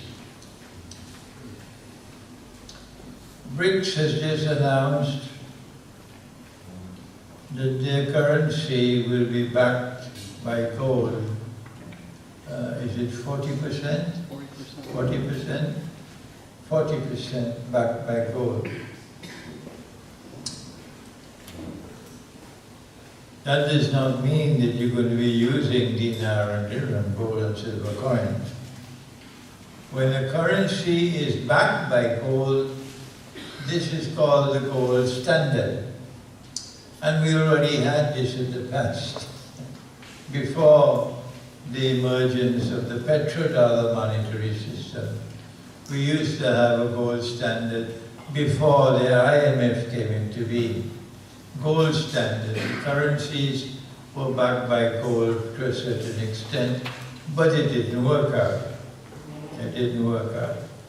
And so, while this is a commendable step on the part of BRICS in directing mankind back towards gold, by simply giving this statement that the currency will be backed by gold by 40%. I don't think that this is a step which will eventually culminate with real money returning to the market. No.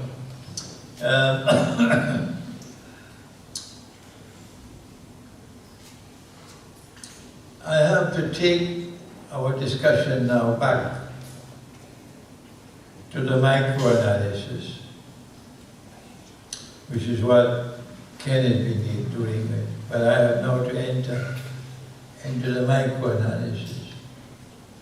And that is at the same time that BRICS is announcing currency with 40% gold backing.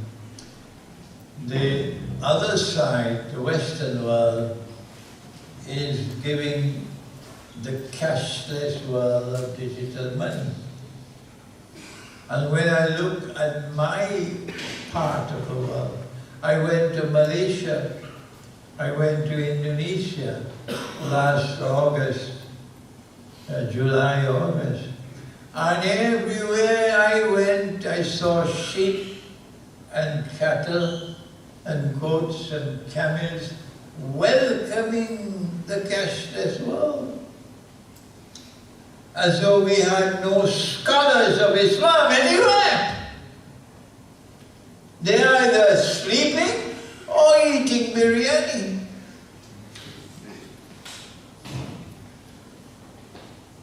And so I asked myself, this is not the Western world. This is the world of Islam.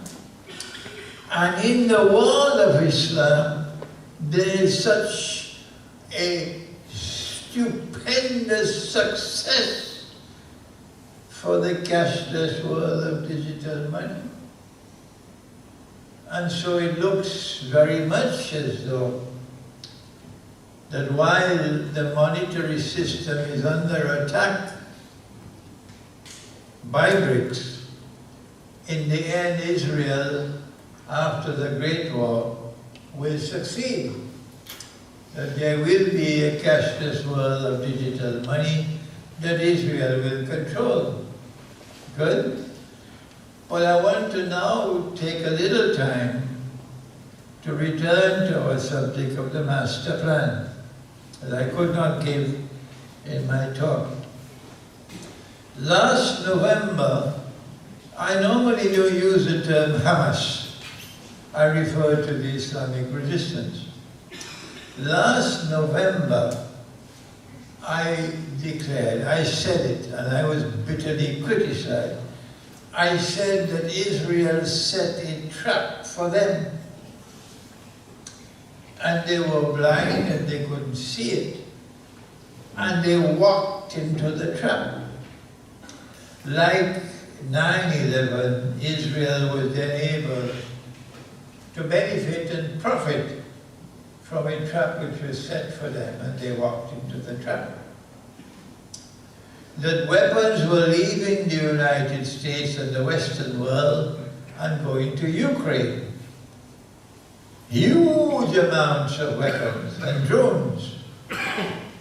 And the CIA and the Israeli Mossad were able to siphon off some of those weapons and use Saudi Arabia to get the weapons into Gaza. Putin said the same thing, but he didn't use the term Saudi Arabia. But Putin said that the weapons which were going to Ukraine were being siphoned off. And the Islamic resistance was so innocent, did not know. They believed that these weapons and these drones were coming to them from their people, their supporters, when in fact it was coming from the CIA and the Mossad. And Netanyahu knew everything about it. So the government of Israel, at least the Prime Minister, knew that that attack was coming on the 7th of November. They knew it.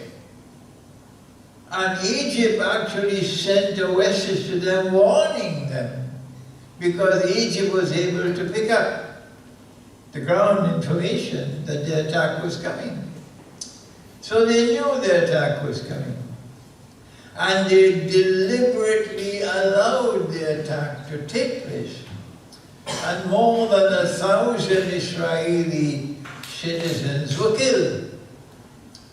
Why did the government of Israel act in this despicable way? On Judgment Day, we get the evidence that I'm speaking the truth. The evidence, the government of Israel wanted Hamas to launch the attack that they did, so that the government of Israel will then be able to profit, to exploit this event to their advantage. What did they have with their master plan? The master plan was, number one, to decimate Hamas, the Islamic resistance. Decimate them. Number two, punish the people of Gaza to such an extent that they will eventually turn against Hamas, turn against their own people. Number three, destroy every building in Gaza and drive the people down to the south. And as you drive them down to the south, you destroy all buildings so there is no place to come back. And eventually, when you have them cornered in the south, either throw them into Sinai or force Egypt to accept them. And so you will get rid not only of Hamas, you will get rid of all the Palestinians in Gaza. And Israel will be able to repopulate Gaza with their own people. Number two, not only is Hamas a thorn in the side of Israel, but also Hezbollah in Lebanon. So you must attack the Palestinians to such an extent that you will provoke Hezbollah to join the war. But that did not happen. And Hezbollah was sensible enough, while they will attack Israel, they will not launch a war. So in the event, since Hezbollah was not launching a war, Israel then launched a war on Hezbollah in order to decimate Hezbollah as a threat to Israel. And they have achieved a large measure of success on these two fronts already.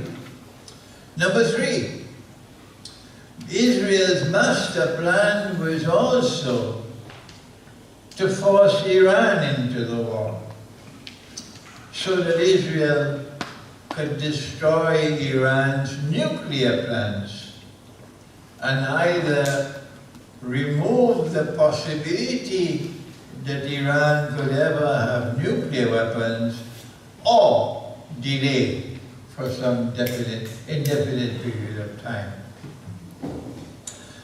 While Israel has already succeeded and profited immensely in Gaza, while of course turning world opinion against them, but they don't care for world opinion.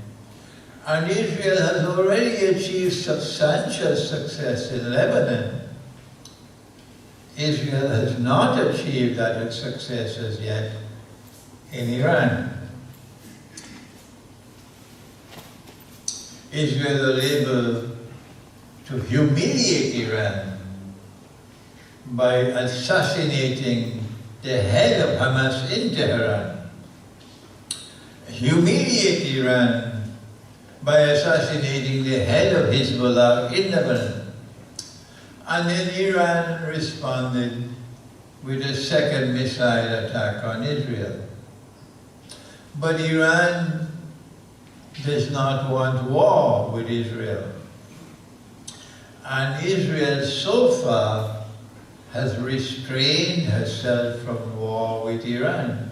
They will attack each other, yes, but a war will result in the collapse of the world oil economy. A war between Israel and Iran will result in the collapse of the world oil economy. Number two, a war between Israel and Iran will immediately result in Iran becoming a nuclear power. And this is what the Western world wants to avoid. And so they have forced Israel to show restraint. But the master plan is the master plan. And Israel is not going to listen to the United States indefinitely. And so eventually it's just a matter of time, I believe. I hope I'm wrong, that Israel will attack Iran to try to destroy Iran's nuclear plans, to prevent Iran from becoming a nuclear power, because that is necessary for Pax Judaica to come into being. Yeah.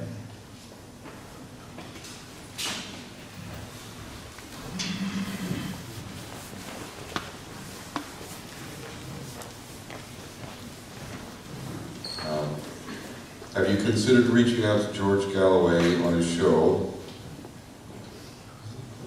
Is it the most? Is that it? He is a man who speaks truth and has a big following. What are your thoughts? So,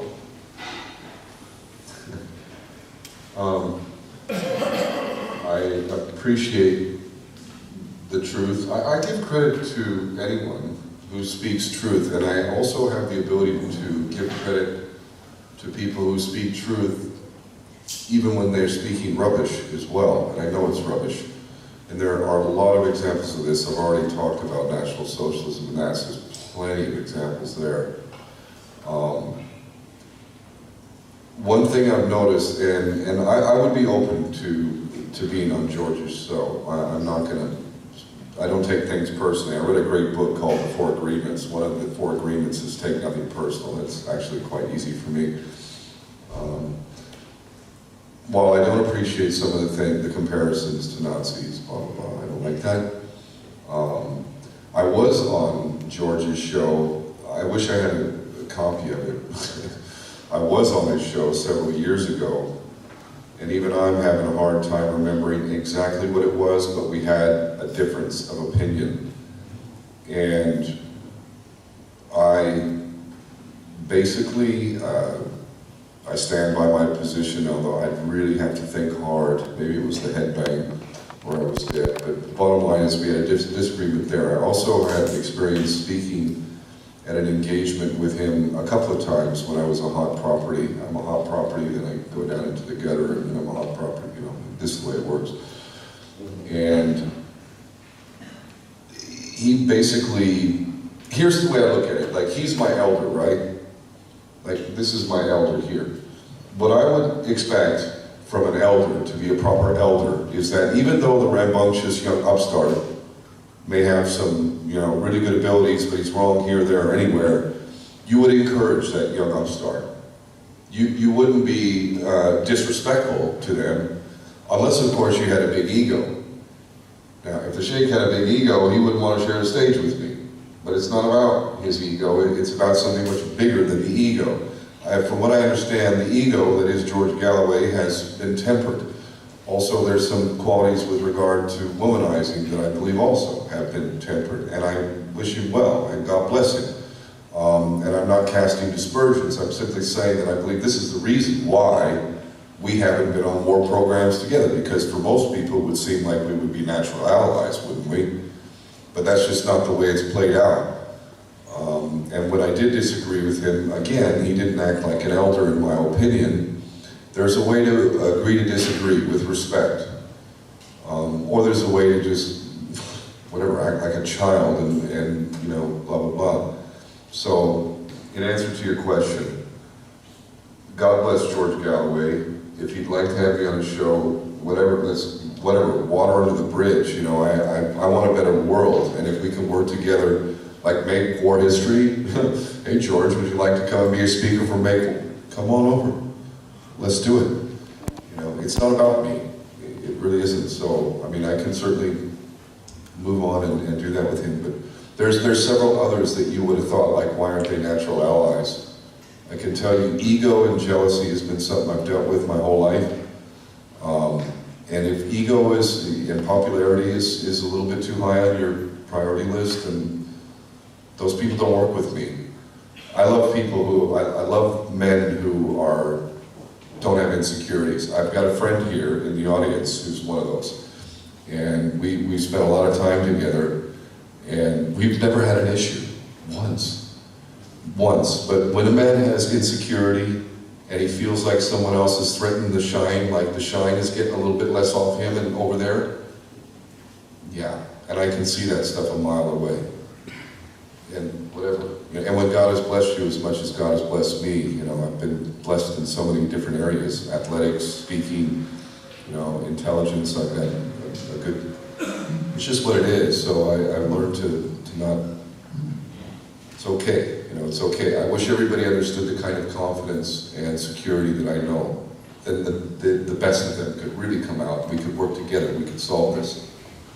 So if that's possible, I'll happily work with George. One word, I'm here, inshallah, in Britain, until the end of this month, November, inshallah.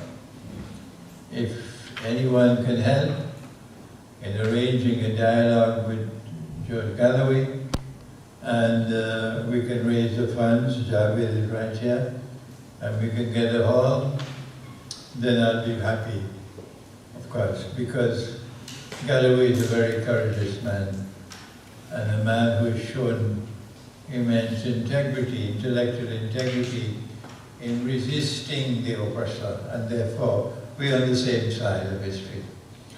If I may, thank you. I definitely want to echo that, credit where credit is due, where all of these people could have said these things. There's only very few of us that say that, and I mean, really, genuinely, thank you for inspiring me to be more clear. Love and respect to George for saying the things he said. It does take courage, there's a lot of risk involved, and he's done it. God bless him.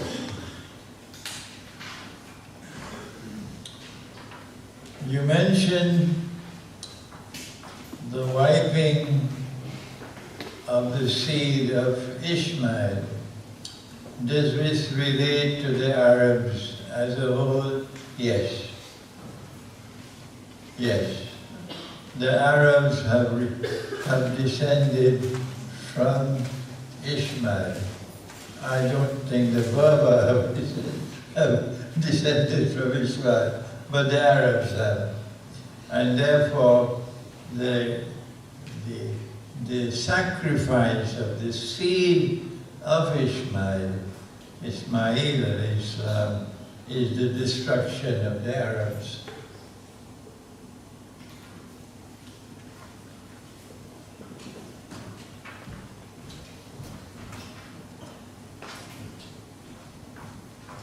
What will be the different outcomes if Trump or Kamala get elected? Will there be any differences? Effectively, no. Okay, so Kamala Harris has a Jewish husband, first off. She's a prostitute, and I say that in all accuracy, like, literally. You know, she's a political prostitute, but also like a literal. Like, that's how she got there. Plus, she's an idiot. I mean, really, like, she's an idiot. Really. There is a great, when I speak about her, but also Trump is an idiot too. Actually, I saw an interview with a tape recording of Jeffrey Epstein, who again was best mates with Donald Trump. And there's a quote from Donald Trump talking about how I like Jeffrey, he's a great guy. He likes young girls like me or something. Like, that's basically him just acknowledging that they like to have intercourse with underage girls. Jeffrey Epstein is absolutely 100% known to have a, quote, modeling agency that was completely rife with girls under the age of 18. This is not even seriously debatable. So you've got effectively a pedophile who's worn his yarmulke and gone and bound to the Jewish state, who's given Netanyahu the key to the White House, who is bought and paid for by the tribe, who in my mind has committed treason on multiple levels and should be executed, and Kamala Harris, a prostitute who's an idiot, who's got a Jewish husband, and this is the choice. So are we going to find any real difference? I don't understand how anybody thinks. There's a lot of Americans, by the way. I know people in America, I swear I've been trying to warn them for over a decade on this. Like, Iran is not the threat, we are. And I did a video about Trump like 10 years ago. He's bought and paid for. But a lot of people think, they're also saying, they're doling this out. Bill Gates just gave $50 million to Kamala Harris, and they're now selling the story that the reason why is because Bill Gates has been with Epstein. They're also best buddies, so he's also been on the Lolita Express over to that private island to go do you know what with children. So apparently the story is that Gates is paying Kamala to try and get her to win because she won't let the list, the Epstein list with Alan Dershowitz, Prince Andrew, Bill Clinton, and many, many others. This is what Elon Musk is saying this too. Like, they're dreading that Trump gets in there because Trump also said that he would appoint a special prosecutor for Hillary Clinton. And did he do that? No.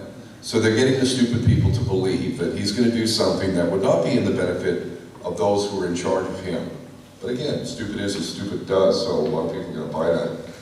No, there is no real difference. I mean, maybe we might get into World War III a week sooner or later, depending on which one, but that's about it.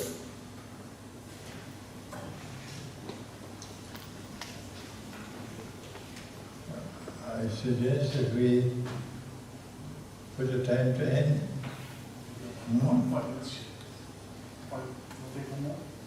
Yes, yes, we could take a few more.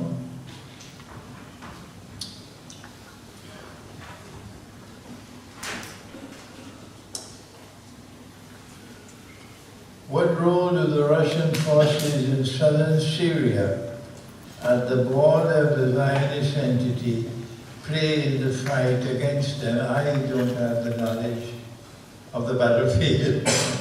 So you need someone who has the capacity to conduct military analysis to be able to answer this question. It's now 5 minutes to 11. Perhaps we can take just a few more questions, and then it's time to go home.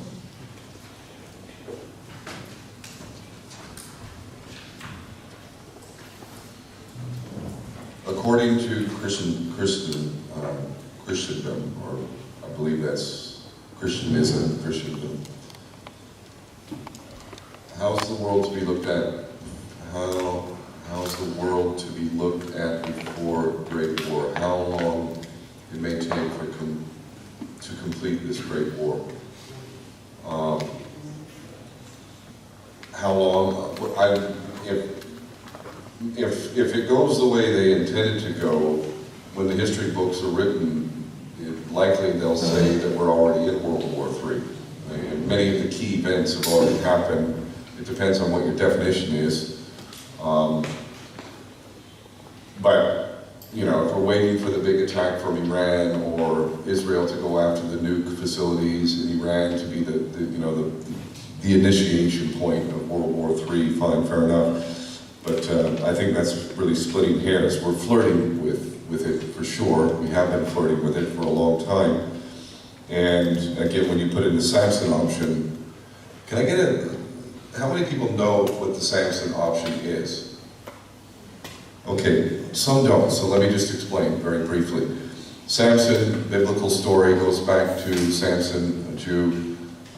He was having a hard time with the Philistines, effectively Palestinians, and they were not happy with Samson. Samson basically ran into the temple, pushed over the pillars of the temple. He's sort of the original suicide bomber, effectively. He said, like, okay, I know I'm going to die, but I'm going to bring in as many of you, and then I'm going to kill all of you with me. The Samson option, which has been restated by many top-level Israelis, effectively says that if Israel's going to go down, they're going to take the whole world out with them. And now, courtesy of Germany, which is still paying for Holocaust survivors today, they also gifted Israel with Dolphin-class submarines, which are armed with nukes, from Jonathan Pollard, an Israeli spy who stole the technology from America, took it back to the Jewish state. Mordecai Benunu, who I met, exposed all this. Beautiful man. Everybody should know him. Great contribution. Bottom line is this: Israel has the capacity to deliver nuclear weapons from submarines effectively and almost instantly. I mean, these things can be launched and hit their target in such a quick manner that it would take good technology to be able to stop them. But there's every reason to believe that they can actually deliver on their threat to exterminate, if not the whole world, certainly points in Europe and whatnot. They have said this on record. If the media wasn't owned by them, and politicians didn't work for them, and Hollywood wasn't owned by them, then everybody would probably be wise to know that. But most people don't know it, do they? And I've been trying to warn humanity about this. So this is a big question for me. Israel is done, that's my position, prophecy notwithstanding. Israel's done. On a multitude of levels, they're done. So, are they going to launch nukes? For me, that's the question. That's also why I said earlier, I reckon we all get right with God, because if anyone can perform a miracle, He can. He can take their nukes, make them inert, let them fall to the ground, And then the whole world could know that they were trying to exterminate the rest of us Goyim. At which point I think we'll finally all figure it out.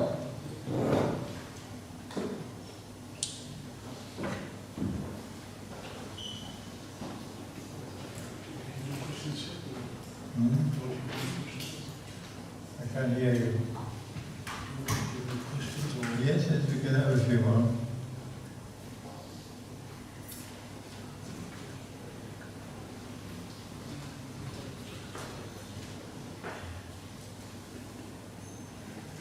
You rightly said that cashless money is a trap, but BRICS is planning to use cryptocurrency as a payment system.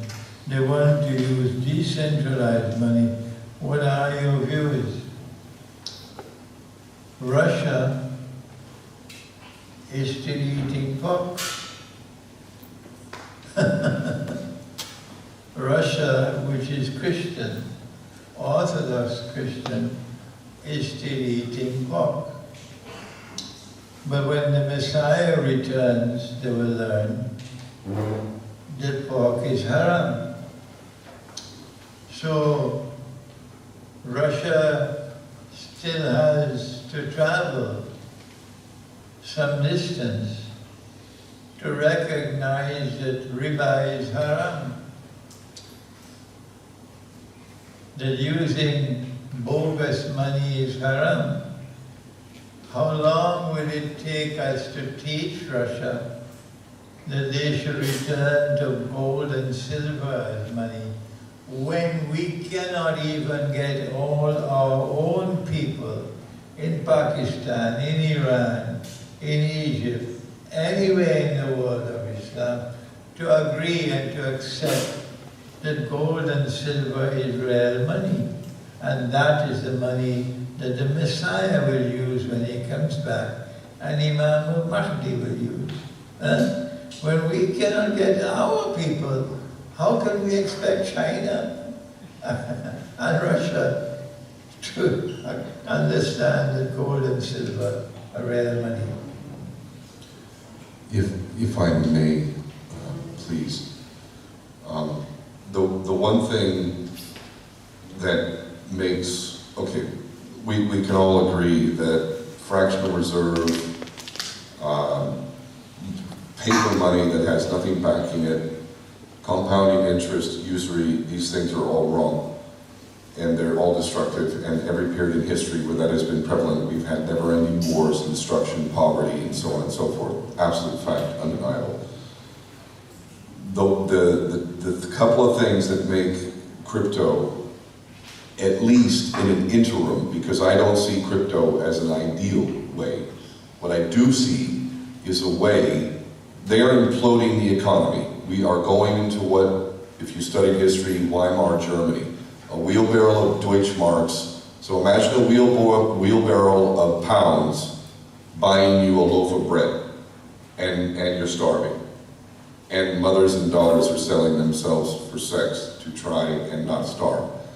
When it gets to that, which is their plan, this is what they're doing. They control the banks, they control the economy, they control the money supply, and they can retract it, and they're doing it. And it's gonna happen, flat out, it's gonna happen.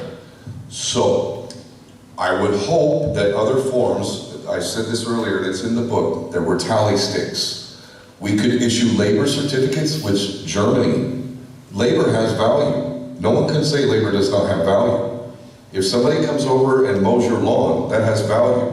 All you need to do is make sure that they did a legitimate hour of work or whatever, and you pay them a correct amount. That has value, that has real value. I disagree with gold as a form of money because it's a precious metal, and guess who's been buying all the gold? And when we had gold-backed money in the United States, they confiscated all the gold at gunpoint. So, we see that this has happened in the past. I would recommend that we use the same things that are in this book. Don't use precious metals. And if you do, don't issue paper. Carry the actual physical gold. And there's ways to do this in smaller amounts. But the moment you start issuing paper to represent some precious metal, it's historically over and over and over again, They're going to put out a whole bunch more paper money that's not equal to the value of the actual metal that you own. The only way to make sure that doesn't happen is to actually have the metal itself, which is why it's better to use non-precious metals that can't be counterfeited. And this is where cryptocurrencies have a real advantage in that you have a decentralization. It's the central banks that are killing us. The decentralization of crypto, by the way, Bitcoin's been corrupted. Bitcoin Cash is not, anyway. When you have decentralization, you can't commit fraud. Because if one node issues a bunch of money, it's not going to jive with all the others. But if you have one central bank, that's why we can't audit the Federal Reserve Bank in America, because they own my country. And you can't audit the bank here. So they can just issue as much funny money as they want to all their little cohorts and all their little minions. And they can also issue the digital stuff, which is definitely the death of us all. Soon it'll be a microchip. David Rockefeller warned us about this in a film called Freedom and Fascism. Anyway, the point is, in a transition to a better world, I would encourage people to take a good look at the viable alternatives that can eliminate fraud and are not connected to usury. If any such thing exists, I would recommend you look for yourself and be very careful, because if we're stuck with this existing system, it's going to be Weimar Germany here. People are going to starve so badly that people are going to cannibalize each other. I'd much rather be wrong about this, but if you look at history, you're going to see this is what happens. Any objections? So only one more question? Any objections? No objections.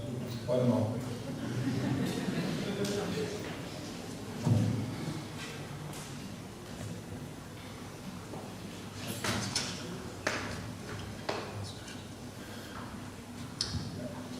Are you familiar with the Christian eschatological prophecy of 7 years of tribulations, according to which the Dajjal's actions as public politicians will last 7 years? No, I'm not familiar with it. Sorry. Now then, we asked Javid for permission to have this event tonight for 2 reasons. Number one, we wanted to bring clarity to your minds and to the larger audience outside who will view the video. Clarity to understanding what is happening in Gaza, in the Holy Land. And mashallah, I believe we have done that tonight. Number 2, we do not want your hearts to end up in despair. We want you, having got clarity to this subject, to have hope in your heart. The truth will eventually prevail over falsehood, and justice over injustice and oppression. And I believe we've achieved that tonight. So we want to end by giving thanks to Allah and also to Javed, who so kindly got the owners of this hall to give us the hall free of charge. May Allah bless them all. And thank you. Wassalamu alaikum.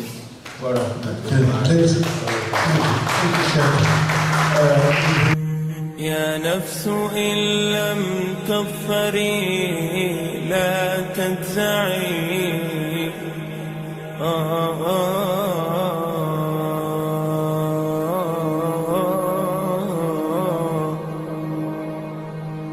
يا نفس إن لم تظفري لا تجزعي وإلى موائد جود مولاك ارعي يا نفس إن لم تغفري لا تجزعي وإلى موائد جود مولاك ارعي وإذا تأخر مطلب